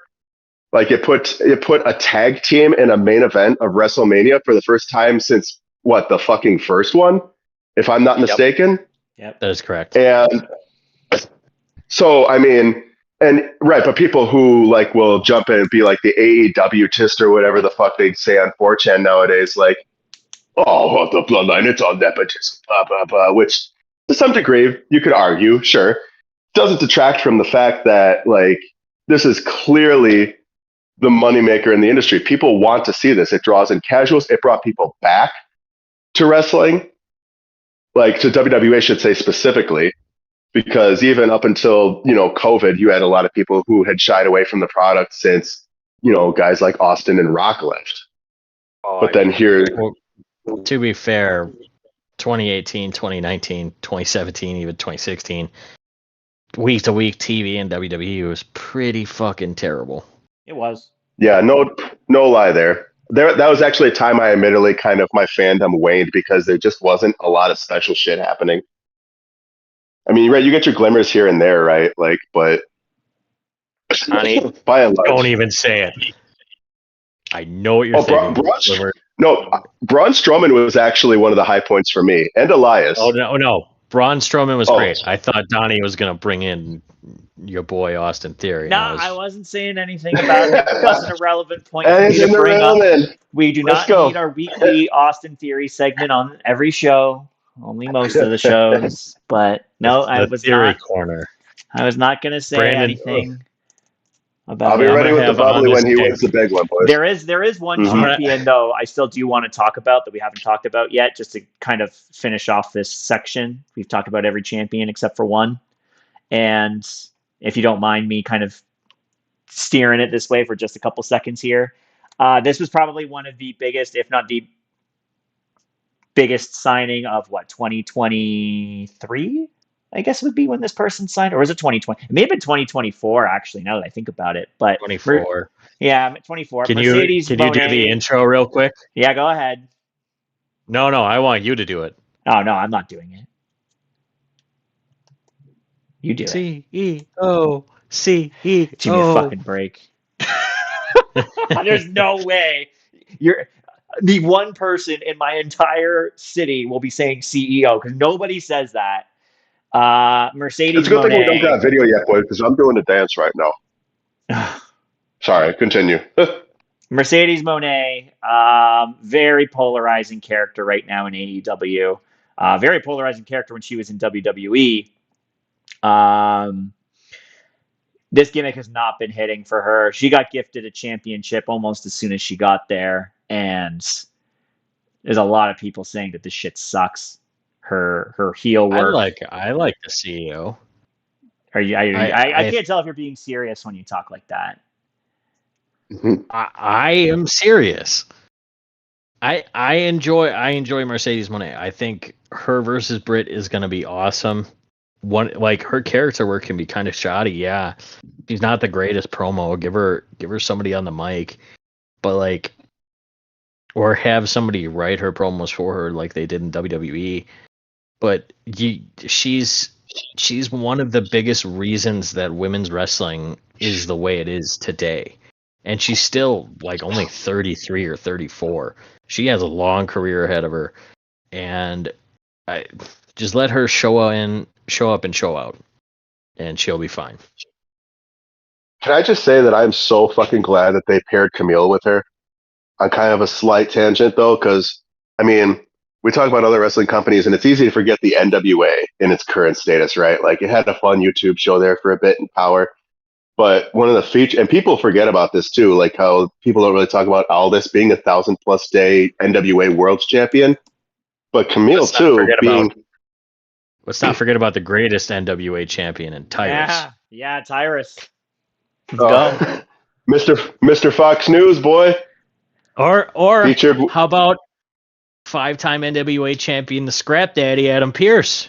Yeah. Hell yeah, dude! I would love to see Scrap Daddy and Nick Aldis in a match. I feel like they're got to build that for Survivor Series. Come on, that's so easy to I write. don't think. I think Pierce is legit retired. I don't think he's ever going to come out. I No, like his name though, so he's cool with me. I was almost going to go to his school down in the Illinois area, the Chicagoland area there. Like it was either the Ring of Honor dojo or the Steel Domain, where I was looking to train for. Or it wasn't the Steel Domain, or was it the Steel Domain? I feel like Adam Pierce was running it at the time after Punk had left for the WWE. I don't know how involved Ace Steel was, but anywho, no, like he's another guy too who I recognize back from like my earlier days, like my late teens, early 20s years of fandom. And, right, his work in NWA speaks for itself, but tying it back to Camille, though, too, like, I don't know how long she was the women's champion for, but she is like a monolith unto herself, too. It's weird seeing her in AEW now, though, because, like, I feel like we're so used to, like, Jade Cargill's and Bianca Belair's and Rhea Ripley's now, like, these massive Amazonian kind of women don't really, I mean, they're kind of starting to blend. If you like, I feel like with Camille, even though she's clearly got more on Mercedes Monet, and a lot of people do in terms of stature, I feel like she doesn't stand out the way she did when she was like NWA Women's Champion, and she was clearly and literally head and shoulders above all the other women in that division. But I'm very excited to see her like actually, hopefully, get some sort of rub off of working with Mercedes, She'll have her decent. because she's, yeah, I mean, Let it's them build that story naturally. The Camille face turn will hit pretty hard. And I mean, it's very apropos that she's having this feud with Britt Baker, because if you think about how Jamie Hayter, I don't know when she's coming around again. I hope sooner than later, because she's fucking amazing. But you think of how Hayter rose out from underneath Britt, and I feel like you're going to see a similar situation with Camille and Mercedes, and hopefully Camille starts seeing title wins as a result of that too. But, but yeah, and actually, not come to think of it, doesn't Mercedes have two? Doesn't she have the NJPW Strong Women's title too? Does. Or am I? Yeah. She beat Stephanie Vacour for it. And Yeah. Stephanie Vacour was like, "Fuck CMLL, I'm going to WWE." Yeah. She's not As one will. NXT yet. And I guess they gotta get her in some work towards the hard cam before she's ready to go. But yeah, so that covers all our champions on the AEW side, at least. We've talked about some of the products. Let's take a few minutes now. We're already at the hour and a half mark here on the show today, but let's talk about Tony Khan a little bit, guys. Let's talk about the billionaire that is. Yeah, I mean, when you talked about how you're surprised that AEW survived the pandemic, I think you kind of have to give kudos to Tony Khan for just riding it out, because it is his passion project to do this, and it wouldn't have survived had you not had the bankroll of the cons to get through it. So It's nice that he's like a legit wrestling fan. Like he talked about how he was living in Chicago. He went to ECW shows in Chicago, and like you can tell he's a wrestling fan, but he's a little too much of a wrestling fan, if you know what I mean. Like I like Tony Khan. I think him being the bankroll for AEW is great, and giving them, the Daily's place. You got the whole Jaguars being behind them, but he needs to buckle down and become a boss. I think they need a legit HR department, maybe a legit booking department too. I think, yeah, to your point there, like I think he should be booking for paying audiences and not for himself. And for, like, what did he say? I think he said it a few weeks ago or a couple months ago, where he said AEW, I only write AEW shows for the sickos. Oh Yep. God, I almost And forgot that's- he said that too. Yeah, and God it's damn like, it. right? Like, and it's like, okay, like we get it, you're rich and you can get away with it, and that's fine. But to wrestling fans as a whole, you're really still going to only be seen as a B-list product if you only get, 1,500 people in on your weekly shows every week, and you can barely get 500,000 people, ignoring the Big Bang carryover on your ratings, right? Like you're just going to be the B show. You're never going to be the big deal. I think to that point too, it also has to do with, building organic stars. They can't just, keep going off the backs of the Young Bucks or Jericho. They did a really good job with Swerve. Swerve is I a have a very good list of success. guys. Swerve is probably the biggest success story coming out of the recent stint of, consistent WWE cuts. I can't think of somebody who got, the most of a glow up than Swerve Strickland. I I have didn't a think he'd list. make it to world title before Keith Lee. I thought Keith Lee would beat Swerve to world title. Yeah, Me personally. I think everybody did, and it's unfortunate for Keith that his health is constantly kicking him in the ass. Yeah. And ignoring one very, Because once he comes back, he'll be fine. as long as he doesn't have gray hair and a wizard's robe. Honestly, I like the gray hair. It made him look distinguished. Come on. I like fucking Keith Lee with gray I hair. like Keith Lee Sue too. me, though. I do not like Keith Lee with Like- gray hair and a wizard's robe. I'm sorry. Like Moses coming down Mount Sinai with the 10 Commandments or some shit. But I He's kind touched of had by a list God. of guys that they could. Jesus.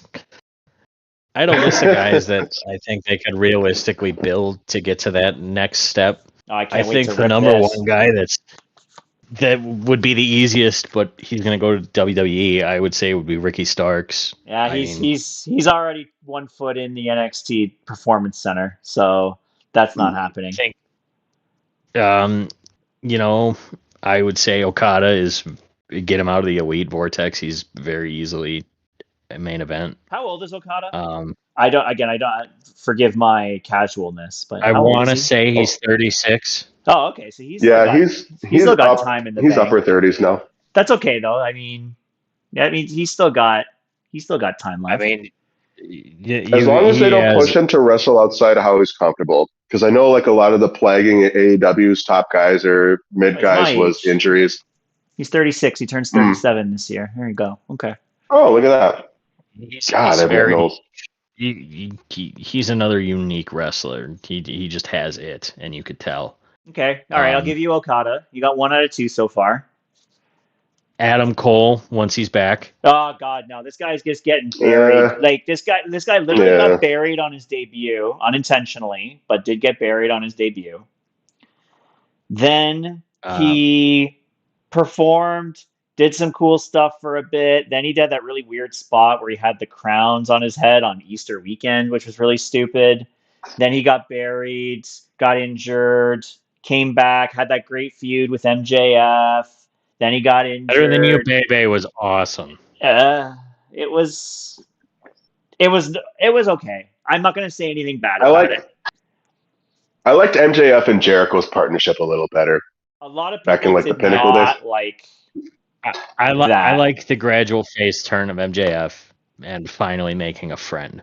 It just made me happy. And then he got buried again when he broke his foot, and seemingly it's never getting better.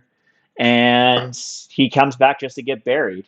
Like he's literally buried. That feud is done. You cannot revisit Adam Cole versus MJF. I'm sorry.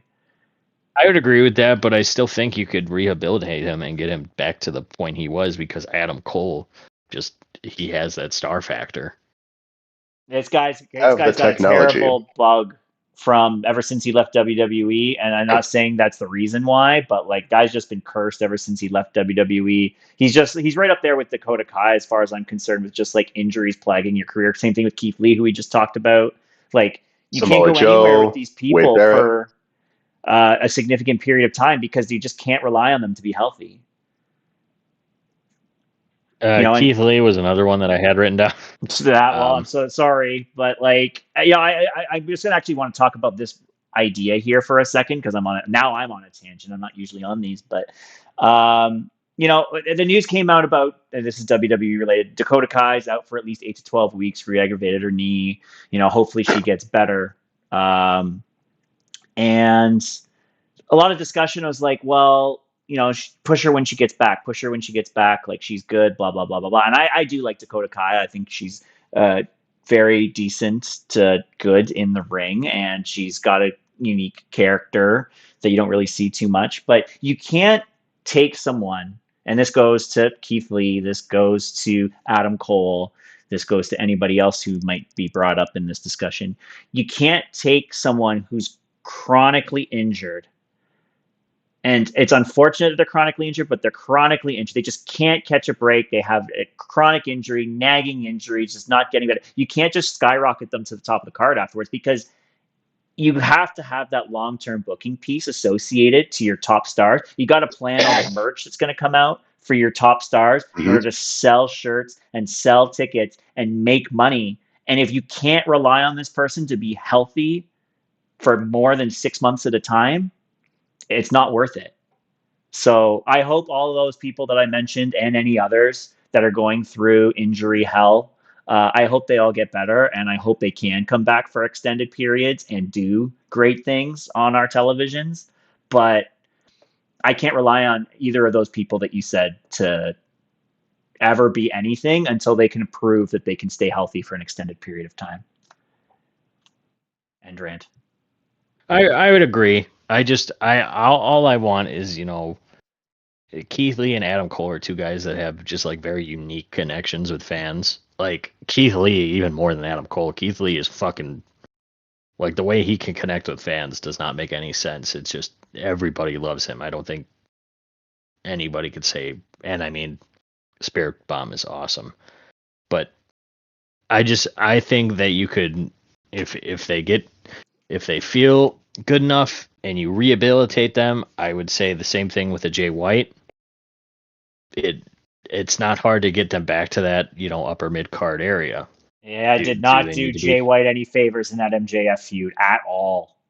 Nope, that was terrible booking, and I would agree with that. Awful. One of the worst main events for a guy that you really want to build as a true challenge to your main champion, and I don't like using buried. They use it. People use it a lot online, and I don't think it's appropriate. saying someone like Ilya Dragunov was buried by Braun Breaker or whatever, right? But MJF was on one fucking leg that entire match, and he dummied Jay White. They could have put the title on Jay, I honestly think. Embarrassing what they did to him. And I mean, then MJF fucking fucked up his shoulder in that match too. Yeah, and now Jay White's in trios hell. No, he's hurt now, so let Oh, him okay. Even disappear better. for a Yeah, bit. hopefully. I mean, Go ahead, Brandon. he's got to, at some point, right, this year coming up, he's got to evolve out of the Bang Bang Gang. Like, I mean, and I watched that presser that he had. It was just when you have a guy under 30 who coming in as a gaijin in New Japan has, even in the Bullet Club, right, even using that name with or without it, it's hard as hell to, and look how long it took Kenny Omega to achieve similar stuff where like you're winning every reputable championship within the company. Like Jay White, he beat Kenny Omega for the IWGP US title when that was still a thing. Yep. Won the Intercontinental Championship, won the World Championship multiple times. I think everything's short of actually winning the G1. But I mean, when it comes down to belts, when it comes down to the things that matter in that respect, like Jay White did it all before he was 30. So, and then you could tell, like in his promos and stuff, there was nobody on his level. I mean, right, New Japan's not exactly a promo-heavy company. They're kind of slanting a little bit more towards that because they got to appeal to a broader global audience, right? But like Jay White he brought such a unique intensity to his promos. Like he really believed what he said about himself, like in that nobody in the world was on his level. And he backed it up in ring too. Like he was just running marathons out in the ring with some of the best in the world. He beat Okada multiple times. He beat Omega. You know, anybody who stepped to him, he put him down. And then, right, he goes to AEW and you put him up against who's arguably like a mirror image in the States with MJF. And you make him look like a chump. And then, right, you dump him in trios hell and you're like, oh, well, let's see what he can do with this. And, right, people are like, well, trust the process, right? Because we've had that how many times? Where there's been guys who have languished in lower parts of the card. Like I read it, there's an interview I think that that Chris Van Vliet did with Chad Gable, where he was in the Shorty G character, and he's like, well, as long as they trust me to do, because let's be honest, that was a low point in my career, but if they trust me to do these low card gimmicks, blah blah blah, then it shows my value in the company. Which maybe that's the mentality with Jay White too. Who knows? I mean, it's good that at least he's helping to put the Bang Bang Gang over when you have guys like Juice and the Guns who are getting feature out of this. Angel Garza said the same thing, just to chime in there. Angel Garza had a recent interview a couple months back where he said the same thing. He's just like, I'm doing what they're telling me to do. I get paid. You know, like, who am I to say I should be doing more, should be doing better, or whatever? So I'm the one. I mean, Garza is another one too, where like, and he's one of those guys who I feel like is a dark horse for the next 5 to 10 years to be one of the bigger things in wrestling too. Like he has the pedigree. He comes from a royal family in Mexico of luchadors. He has, Los Perros del Mal, like one of the bigger factions. He has ties to that, from family and stuff. And then teaming with, Humberto Carrillo, like and who also has wrestling pedigree. Like he's a guy, but speaking specifically of Angel Garza, right? Like him, Jay White, like they're guys that should be breaking out, and you would think and hope would get rewarded for where they're at on the card. But like specifically to Jay White, like I mean, if you can if I don't know how to say it, and it's not an insult to Swerve, but like if Swerve can be on the top and he can hold the top of the card down for the length of time he has with the credibility that he has, you got to put Jay White up there too by next year, or you're doing him a massive, massive disservice. It's an ink spot on his career if he's not world champion or in serious contention throughout all of next year. Yep. You got any more names, Pierce, on your list? I had 2 other names. Hook, I would say you could build him. You get him out of the Jericho Vortex, I think, and keep him with Joe. But it's very much, I think he'll probably end up in WWE too. And the other guy, or there's 3 names actually. Konosuke Takeshita should be a way bigger deal than he is. New Japan will figure that out for him. My Yeah, opinion. honestly. And then Malachi Black was the other one. How is he not, push more? But I think I got a different he's name the from other. that faction that deserves a push, and that's Brody King. I think Brody King brings an Oh, element that is very lost in that locker room, and he is very good in the ring. And for a guy his size, he can do a lot. He has not voiced any disparities or suggested disparities regarding his employer, and he's been healthy. Um, I do like Malachi Black. I do not think he's destined for much else in AEW's walls, but I think Brody King would I be a think guy. he's going back. I think he's going to become Alistair again Yeah, sooner rather. I think Brody King would be a guy that could fit that slot. That is a spot that is really lacking on I honestly think AEW both television. Kings of the Black Throne, I think that's their name, Kings of the Black Throne is a tag yeah, team. yeah. I think both of them end up in WWE. And I think a big part of why Brody would join, too, is because he's really good friends with CM Punk. He is. He is really good friends with CM Punk. And I do believe that WWE would also do a very good job at pushing a guy like Brody King, just because they love their guys with that kind of size.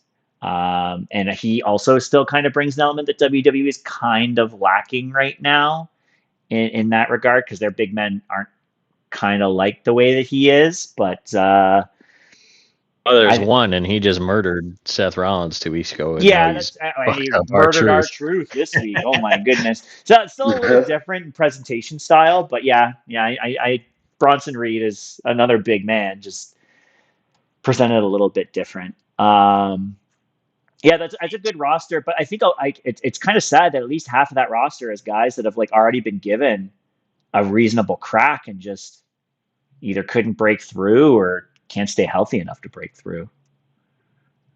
Again, it just comes down to I just want good wrestling, and I think any one of those, what did I name, 7, 8 guys, Yeah. could get to the next level very easily if the booking's behind them. Brandon, do And you have any names from AEW's roster that you'd like to see more of? Honestly, and I'm just reading something that Wrestle Talk put out on about because Dynamite's actually going on right now as we speak. Yeah.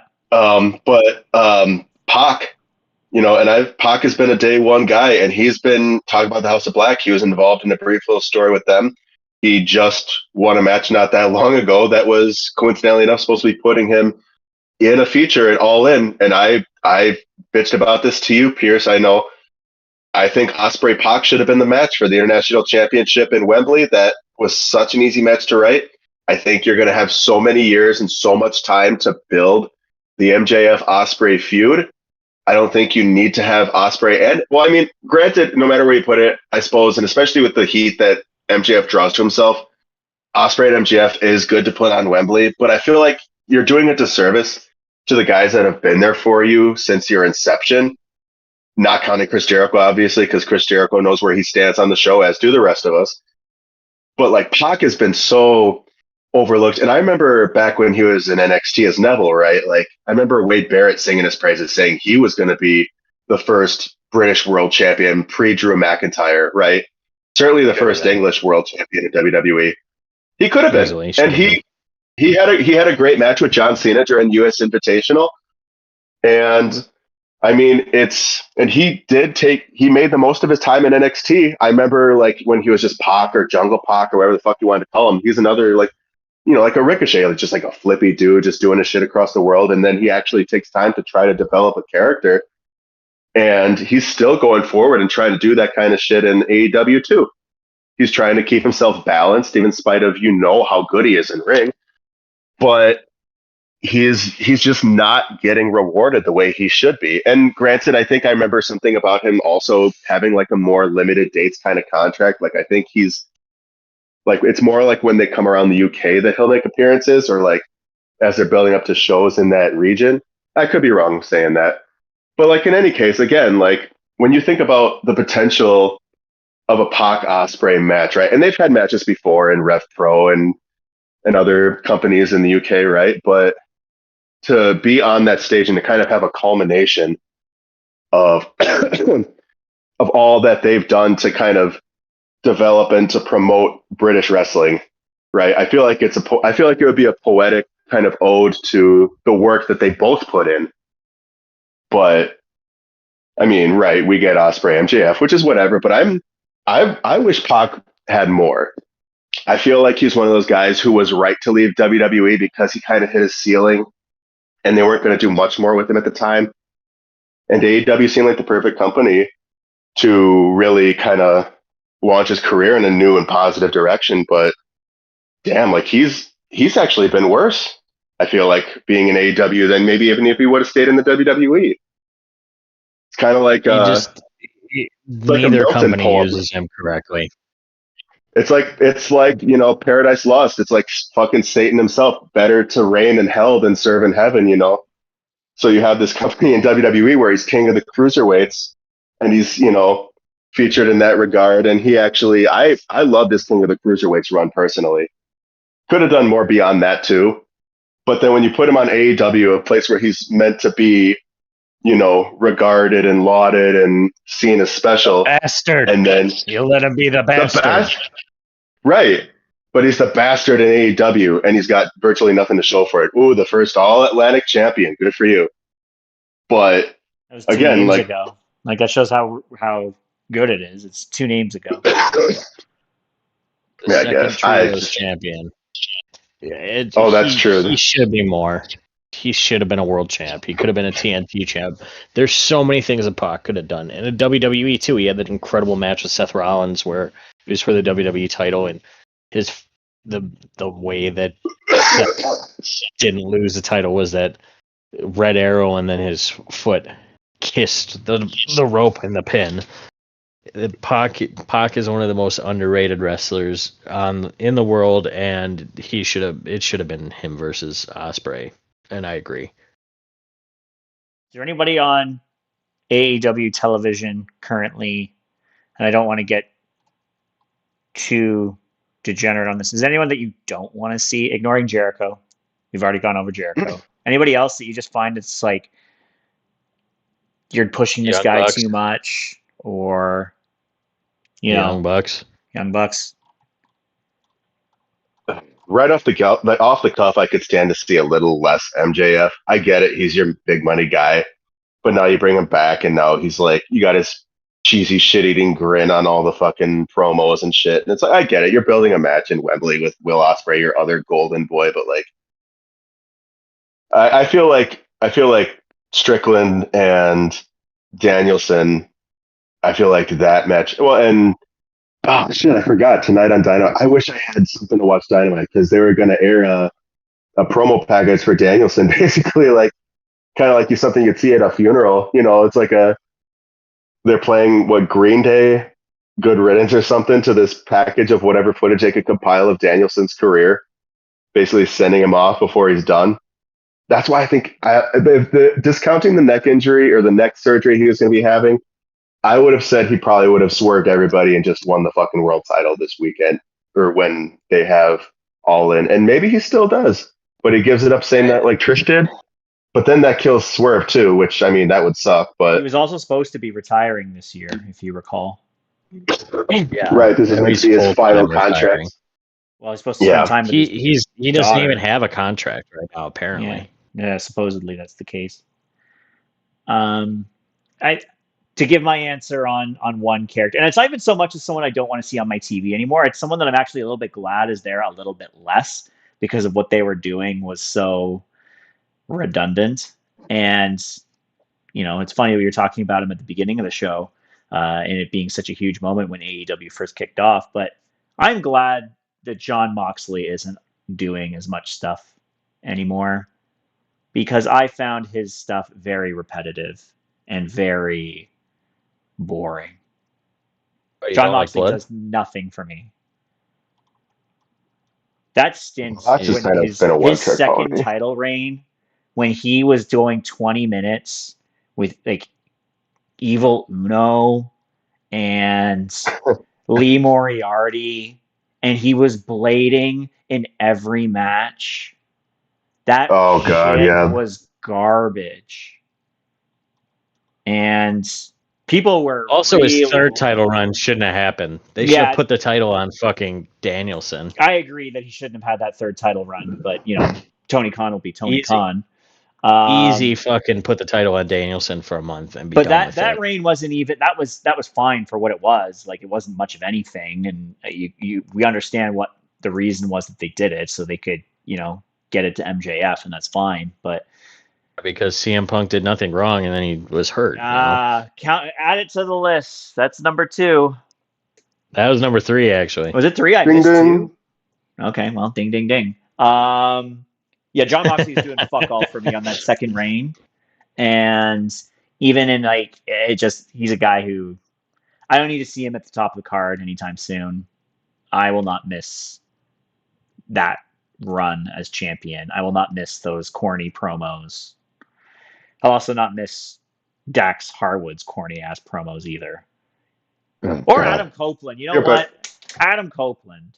Oh, My God. here we go. I went on a rant about that guy once before. I don't even know if this was on TV, but come on, man. That guy did absolutely nothing for nobody except for his buddy Christian when he came in there. And he did nothing for anybody in WWE either. Ben should have beat him at WrestleMania. Yep. That's a baffling decision. A lot of baffling decisions. How this guy still beats Malachi Black on a broken leg? Yeah, is they should absurd. have pivoted there. Absolutely. They should have easily pivoted. Batshit crazy. Especially now that the title's on the scapegoat doing fuck all. Yeah, but it's okay. Adam will come back when he's healthy and proceed to bury half the locker room again. And well, I like the idea of the Cope Open. I think that's it's John Cena's open challenge, and it would bring. I think that him and Christian were bringing some prestige back to the TNT title. I think it was Christian bringing it more than anything else. And rightfully so. And having the Cope Open to show these, lesser talents, it was actually pretty smart. But yeah, he should have probably just dropped it to Malachi. But that's the thing, though. You could argue Cena still belonged in his position. Like Copeland, after having gone through a retirement and then having that one little stint with a faction that could have seen more, but whatever. How old is Bro now? He's 52 how old is he? or 53? He's 50. He's 50 on the dot. He's going to be 51 this year. But I don't know how you continue to feature him. In my opinion, he's pretty much a zombie Edge at this point.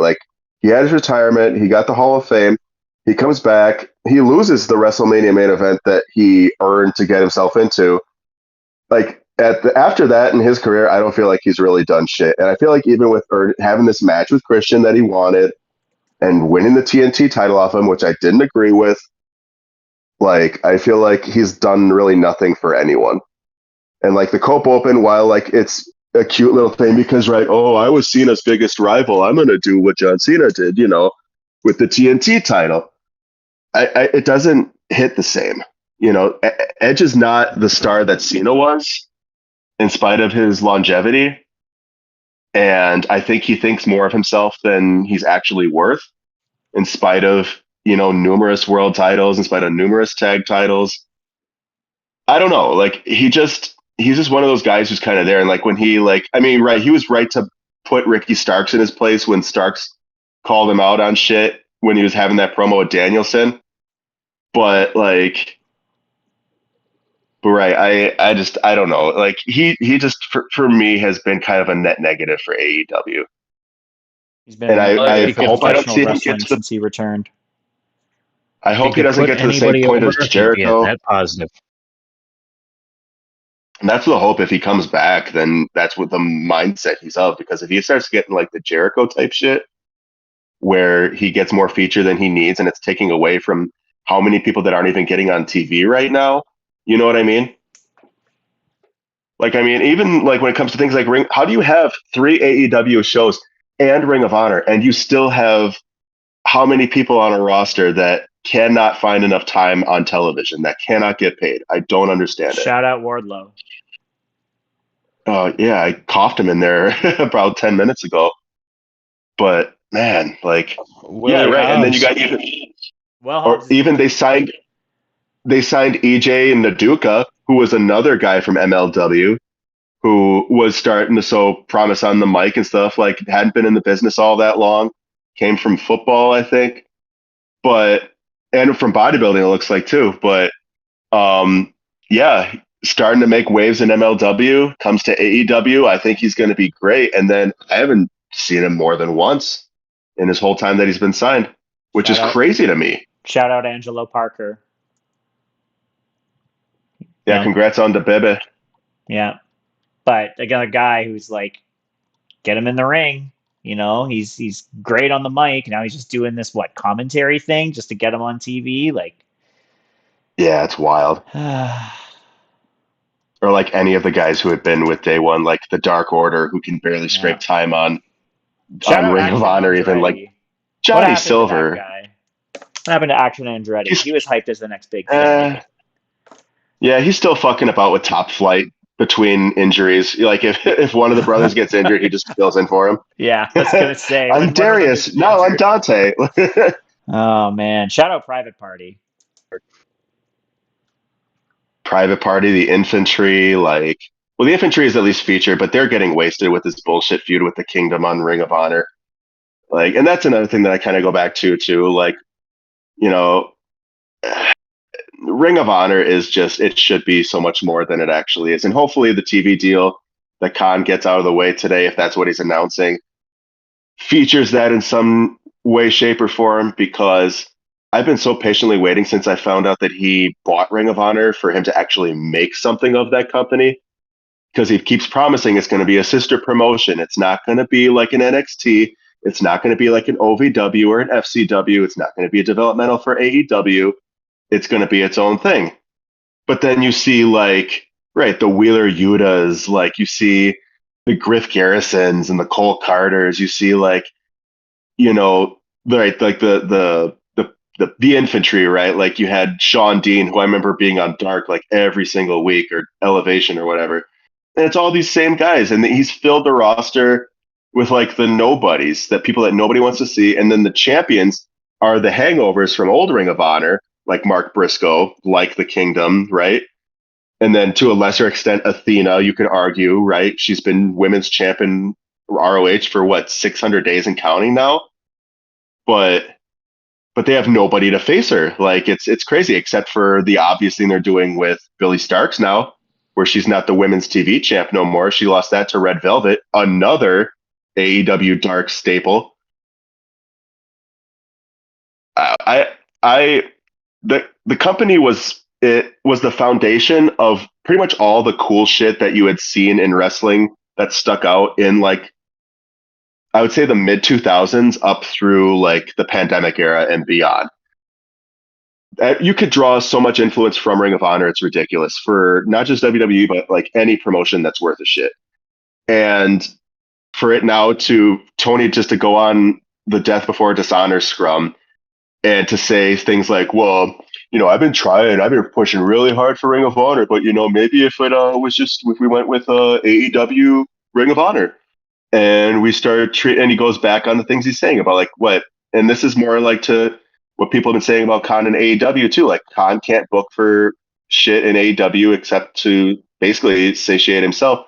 So you can't really expect him to book or do anything positive for Ring of Honor, which is like I mean, for Christ's sake, he put the Big Show, he put Paul White in as a fucking authority figure in Ring of Honor.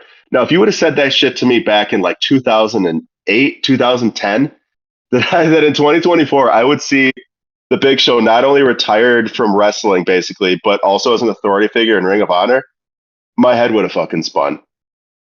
But I mean, right, but they got nothing for him to do. And it's sad that with nothing for him to do, they decide, oh, you want to be so fucking hilarious? Put him in as a Ring of Honor authority figure. Like Ring of Honor actually needs authority figures. Like the last time they had an authority figure, to my recollection, it was Jim Cornette, and that was one of the darkest eras in Ring of Honor history. How many times has he So turned? Just out of curiosity, how many times has since Paul he White became turned since he's authority, been an authority figure? Oh man, I gotta tell you, I haven't been keeping tabs. I like to think he's just been back in like a fucking chair somewhere collecting a check, except for when he needs to give shit to like Griff Garrison or whoever Maria Kanellis is with that week. But I mean, it's one of those companies where like it's sad, but it feels more like a dumping ground versus a breeding ground. Because right, like the guys, and I've said it too, like Nick Camarado. Granted, he was another dark fixture, but he also came with a lot of promise too. Like he's got legit background. I mean, have you seen Nick Camarado? Like just his look. Like it was one thing when he was a crazy caveman looking motherfucker, but now he looks like fucking the reincarnation of Bruno Sammartino. And like, how do you not do something with a guy like that? You know what I mean? Like it's crazy. And you have all these people like who still there's a market for throwbacks, quote unquote, right? And Camarado fits that bill to a T. He came out of the Nightmare Factory. So I don't understand what the problem is. I don't get how you leave a guy like that on the back burner, even like in Ring of Honor. They came out of It's the crazy. Nightmare Factory. That's why he came out of the Nightmare Factory and Cody left AEW. Well, you got Dustin there. He's one half or one third, I should say, of the 6-man tag champ. So I like to think he's got his finger in the pie there and creative to some degree. I don't know. I could be wrong, but there is a road in Ring of Honor.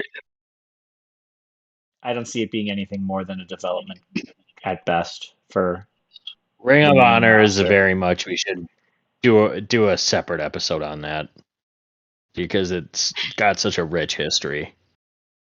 Absolutely. That'll be And one that's where the I'll wear sad thing about it. I'll wear the producer hat for that episode only because I know fuck all about any of that. I could tell you kind of about it. I know that's where the Dragon came up. You had Samoa Joe and CM Punk burning it down. You had Nigel McGuinness. You know, I mean, Who's still I think talking I've shit said to it this enough. day, wanting a match with Danielson again. You could have a dedicated episode to it, potentially. But I wanted to talk about one more thing really quick because we're running out of time here on the show tonight. But I guess this is just a question to each of you. If you were Tony Khan, and obviously that means you have unlimited budget and give no fucks about what anybody else says, what would you do to improve AEW television by the end of this year?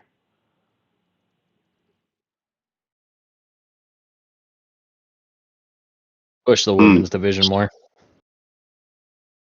Push the women's division more? Why? They never pushed it until really now. You'd have the 5-minute TBS title match with Jade Cargill and whatnot, and then you'd get a 10-minute AEW World Title match. You know, there were a couple bright spots. You know, you had Britt Baker versus Thunder Rosa in their Lights Out match, which was fucking insanely good. Yeah, Julia But Hart did some it's good work just as TBS champion. Julia Hart was fantastic. She was very surprising. But they've never really pushed the women's division, and I think now you have there was a whole year, I think, where they did not have anyone in the women's division cut a single in-ring promo on Dynamite the entire year. It was all backstage. Now you have a very stacked women's division, and I think it should get pushed a little more. And I would say that and consistent booking, consistently building stars. That's all they need to do to get back on track. Because I guarantee all their pay-per-views are gonna fucking hit, and maybe lose like 6 pay-per-views on the year. But Brandon? Yeah, I feel like, well, when you consider news that like, right, obviously with like Bobby Lashley, his contract coming to an end, right, and they're talking about he wants to get back in the ring, and people are chopping the bit like, oh, when's he going to go to AEW? I'm thinking just stay the hell away from free agents type situations like that. Like, don't sign every guy with a resume like Lashley's over to your company. And granted, Lashley has always kind of been one of those guys. You look at his work in TNA, right? The work he did when he won all the belts, and he made himself that kind of legitimate. Where upon returning to WWE, it took him a little bit of time, but he earned his way into a WWE championship picture. He got 2 reigns out of it. But now at his age and with all he's accomplished, do I want to see him in an AEW ring? Not really, for the same reasons that I kind of expressed as to like why I don't really care to see Adam Copeland there. I don't really care to see Chris. I definitely don't care to see Chris Jericho in the position he's in. I don't see a Um, Bobby Lashley dream match. I know AEW is all about dream matches, but is there a dream match for Bobby Lashley in AEW? I don't think so. Closest would probably be like Wardlow, honestly. I Like, can't think but Wardlow's that's, anybody's dream match. I mean, he's like I said, the closest thing. Yeah. If you're Maybe Will talking Hobbs. strictly from AEW, guys. Yeah, 2 big meaty men slapping. That's about as much as you get, though. Like, I mean, in ring though, Hobbs, he's all right, but he ain't Bobby Lashley. You know what I mean? But Shout out Will I, Hobbs, very nice guy when I met him. Yeah, super nice yeah, dude. yeah, can't wait to see him back. I think he deserves a lot more than what he's been getting too, and they've done a lot of stop start with him. Um, but honestly, like, part of me is like, just ultimately just cut the fat. Because there is a lot of fat. There's a lot of guys who could be elsewhere, who could be doing other things for other wrestling companies. Even like it's not all WWE and AEW. Like there's so many other places these guys can work. These guys could even build up Ring of Honor. They could go to TNA, MLW, GCW. They could go overseas. You know, they could build up like hometown scenes. Like I mean, you have Scott D'Amore, like I was saying at the beginning of the show. There you go, Donnie. You got yourself a hometown promotion now. Let's see that shit come up from the ashes. You know, a lot of history with Maple Leaf Pro that could be built upon, a lot of legacy that could be developed with like a lot of these guys that are effectively being held hostage right now because we don't know how to put them on 4 episodes of television in any given week. So that's what I would do, honestly. I'd say like even it seems kind of antithetical, but if I had all that money, I'm still thinking like cut the fat and invest in like the backstage stuff. Like you're saying, Pierce, like bolster up the defenses of the company by putting in like legitimate HR, legitimate problem solving individuals who will represent the company in a professional manner, in a manner that's impartial, that's in the best interest of the company and of stockholders. Um, I'm thinking like hire, for fuck's sake, like get creative teams involved. Like, I mean, not too many cooks to spoil the broth, but you want some grade A chefs, and you can get them for fucking a wrestling show that Tony Khan is footing the bill for. You can get that for AEW. You can get that for Ring of Honor. Like you could have people investing so much if Tony would just make it worth their while and not kind of make it about himself. And that's the annoying thing too. Like, right, I went to like the Ring of Honor show. I went when they did before WrestleMania.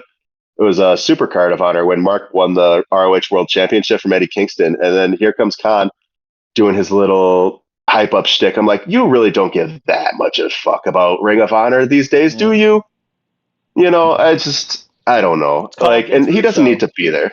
Call Vince Russo and Jim Cornette. They got time. No, Cornette Donnie? can stay the fuck away from Ring of Honor forever. Cornette, no, he did Oh, all the damage he's gonna do. I'm gonna fly up to fucking Toronto. Don't think I won't. You're getting a care package, Donnie. No, You Vince better take care of Russo yourself after you get either. that package. Uh, sorry, I just had to troll a little bit there. I got to get at least one spot in every show. I'm gonna. Something Austin Theory, we know. Nah, it wasn't Austin Theory related this time, so we're good. Here you go. I'm Talk gonna about the give. art of the manager.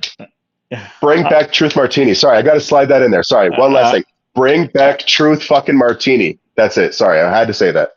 Okay. Can we cut the Forbidden Door crap all year around? Like, we had AEW Forbidden Door as an event that started 2022, it was, and it was a unique show for the time, and it was exciting, and we did it again in 2023, and it was still a good show. I was there, it was a good show, but like, why is it happening all year round now? Why are we constantly getting New Japan guys? Why are we constantly getting CMLL guys all year round? There's no uniqueness to the Forbidden Door concept that Tony Khan had created. That, like, why do I want to see half of these people come into the door just a job to AEW talent. Why can't you just build your own AEW talent internally? That's, to your point, kind of cutting the fat. I don't know if I would say they're all fat, but I would say that it's unnecessary. Make those Forbidden Door shows special and don't have them on TV in the middle of August. Why? Like, why are they there? I don't understand that. That's what I would do. Yeah, Tomohiro Ishii has no place in an AEW ring in 2024. We'll just throw him out there. He's the Stone Pitbull, guys. You remember the Stone Pitbull, right? Oh, Whatever. who's the other guy? Oh my goodness! I'm awful with names. Who's the guy who's always out there from New Japan? The guy who does like the worst chops besides Eddie Kingston. You're thinking of Tomohiro Ishii. No, is that Kojima? Satoshi Kojima? Current MLW champion? Lariat! Kojima! No, it's a guy who gets trotted out often. You're gonna hate me when I say who it is, but man, I'm awful with names. Where is he? He's a bald guy. It's not Ishii? No. Tall, lanky, old guy, bald. Tall, lanky, old and bald. Is he like a... Oh my goodness. Nakazawa wasn't in New Japan though. No. Wait, hold on. But he's been around. He's old too. He's not. Oh my goodness. He's Japanese? Why am I forgetting his name? Yeah. Why am I forgetting his name? It's not Kojima. No.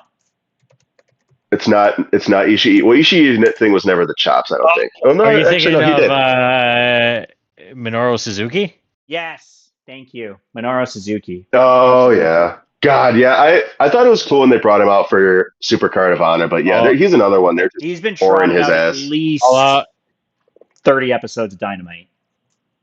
All out 2021, he showed up, and that was pretty hype. When fucking Kaze Ninare hit in the fucking United Center or wherever they had it. I belted that. I belted that in Philly when he came out to help out what's his nuts and Lance Hoyt or Lance Archer. You know what I meant. Who's the other idiot that nobody likes? The guy with the red hair who's in New Japan. Oh, Alex Zane. Austin Theory is who you're thinking of. Listen. I will fight you. I'll be there. You know what? And after I fight you, I will be there. And I will be there. I'm telling you, we'll devote a show to Austin Theory. If and when, I'm not going to say if, when he wins the world title. We're devoting a month of shows to Austin Theory. Oh, boy. Yeah, worst reign in WWE history. An analysis of Austin Theory. I'm just saying, fellas, it's inevitable. Minoru Suzuki's had 12 matches in AEW as a Forbidden Door, never signed to the roster person. 12. Yeah. Yeah, but one of those was that match with Ryan Danielson, so I think we can say that's fine. He's won 3 of those 12. He's beaten a star-studded list. He was in a 6-man tag with Jericho and Sammy Guevara, beating AR Fox, Action Andretti, and Darius Martin. He's also beaten I remember that. QT Marshall on Elevation. And he beat... Why did they put him on Elevation? He actually won a match less than a month ago. He beat the Butcher on Rampage. Again, one of those matches was him versus Bryan Danielson, and they put that on YouTube for free, and it fucking banged, and it was awesome. Lest we forget, he was also the Ring of Honor television champion, and he was champion up until he lost to Samoa Joe, who then had that record-setting reign before he eventually dropped that title to chase MJF and beat the shit out of him for the AEW World Championship. Yes, so that's correct. How many Ring of Honor matches have he had since that came back? Only 2. He won the title and then never actually defended it successfully, interestingly enough. Oh, I think I do recall that. Yeah. Now that you mention it. No. So yeah, my point on that is just like when you do something too much, it doesn't feel special anymore. And like we had this discussion before with Hell in a Cell, PLEs and WWE side, it doesn't feel special to have a Hell in a Cell when you have a PLE for it every year. And I think the Forbidden Door concept, if you keep bringing guys throughout the year, it doesn't make an actual Forbidden Door event all that special anymore. But it's just my opinion on The it. door's hardly forbidden at this point, It right? is. It is very open and apparent on where it is. So that's all I got.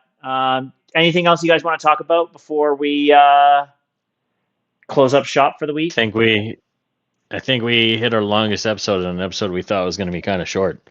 Yeah, we go on tangents. I went on a couple tangents this week. Brandon's always good for a tangent or two, and you had a Sure am. long on this day today, so it works out. It had to do with CM Punk, and We're gonna have to put some restrictions in on some of this stuff. No CM Punk on this days. Cut 20 minutes of the show.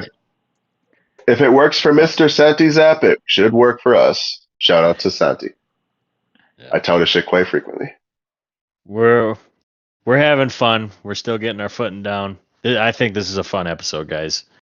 It is. I got nothing else. I don't know if people who follow us that only follow us because of WWB will like the show, and I don't actively, engage in too much AEW talk. But it's a good deviation, I think, to talk about a couple other things. And if it comes down to mix it up a little, ROH or TNA stuff, that'll probably be fun too.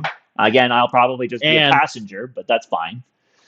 If you're listening to us and you're talking about and you're a tribalist, you can legitimately fuck off. Wrestling is for everybody. It brings people together. It doesn't matter if you like AEW, TNA, WA, WWE, NJPW. Does not fucking matter. Wrestling brings people together. It does. That's how we got this figured out. Exactly.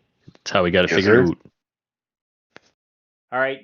Next week we will not be doing a show, I don't think, unless the two of you guys want to do something. I'm on a work trip all next week, but if you guys wanted to put out a quick hit or something, we can figure out the logistics for that still. But otherwise, we'll Riverside recording.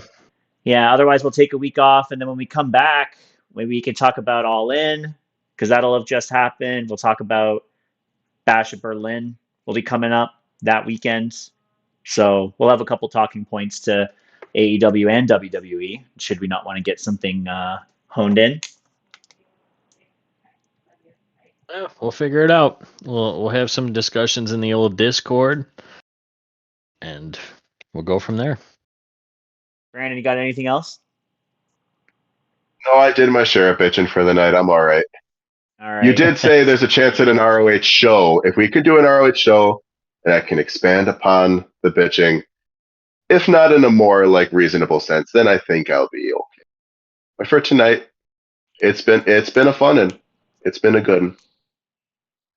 Pierce, you want to pitch the socials and do your thing? Oh, I'll do my thing. CM Punk's the best wrestler ever. He did nothing wrong. Not my thing. You said it, not me. Yeah, okay. We'll take one off of you and put it on me for that one. All right. Follow us on Facebook, Ope-Eh 3-Way, and follow us at Twitter or X, whatever you want to call it, at Ope-Eh 3-Way. We're starting to do a little more live tweeting. We're gonna do some more. We're gonna have some fun posts, maybe starting on Facebook. Brandon always puts out a banger, fucking hilarious post before we post our shows. I can't read half of them, but I do laugh. Well, that's because you need to come down to the Great White North, Wisconsin, and you'll understand. Those of you who are listening at home or in your bedroom or in the shower or where have you, we're going to start wrapping you shits in this show here pretty soon, too. We ain't going to say when, but it's a coming, so be prepared. This is a fan-involved show at some point in the near future. Just got to throw that out there, fellas. Maybe eventually we'll get a YouTube channel. I think I'd be good for the top 10s on that. A little bit of ticking and talking. Oh, yeah. Maybe a stretch, but it's the 2020s now, fellas. We got to roll with the punches. And roll we will. And why don't I roll us out? Thanks again for stopping into the Ope-Eh 3-Way. Have a beer on us next time. We'll see ya.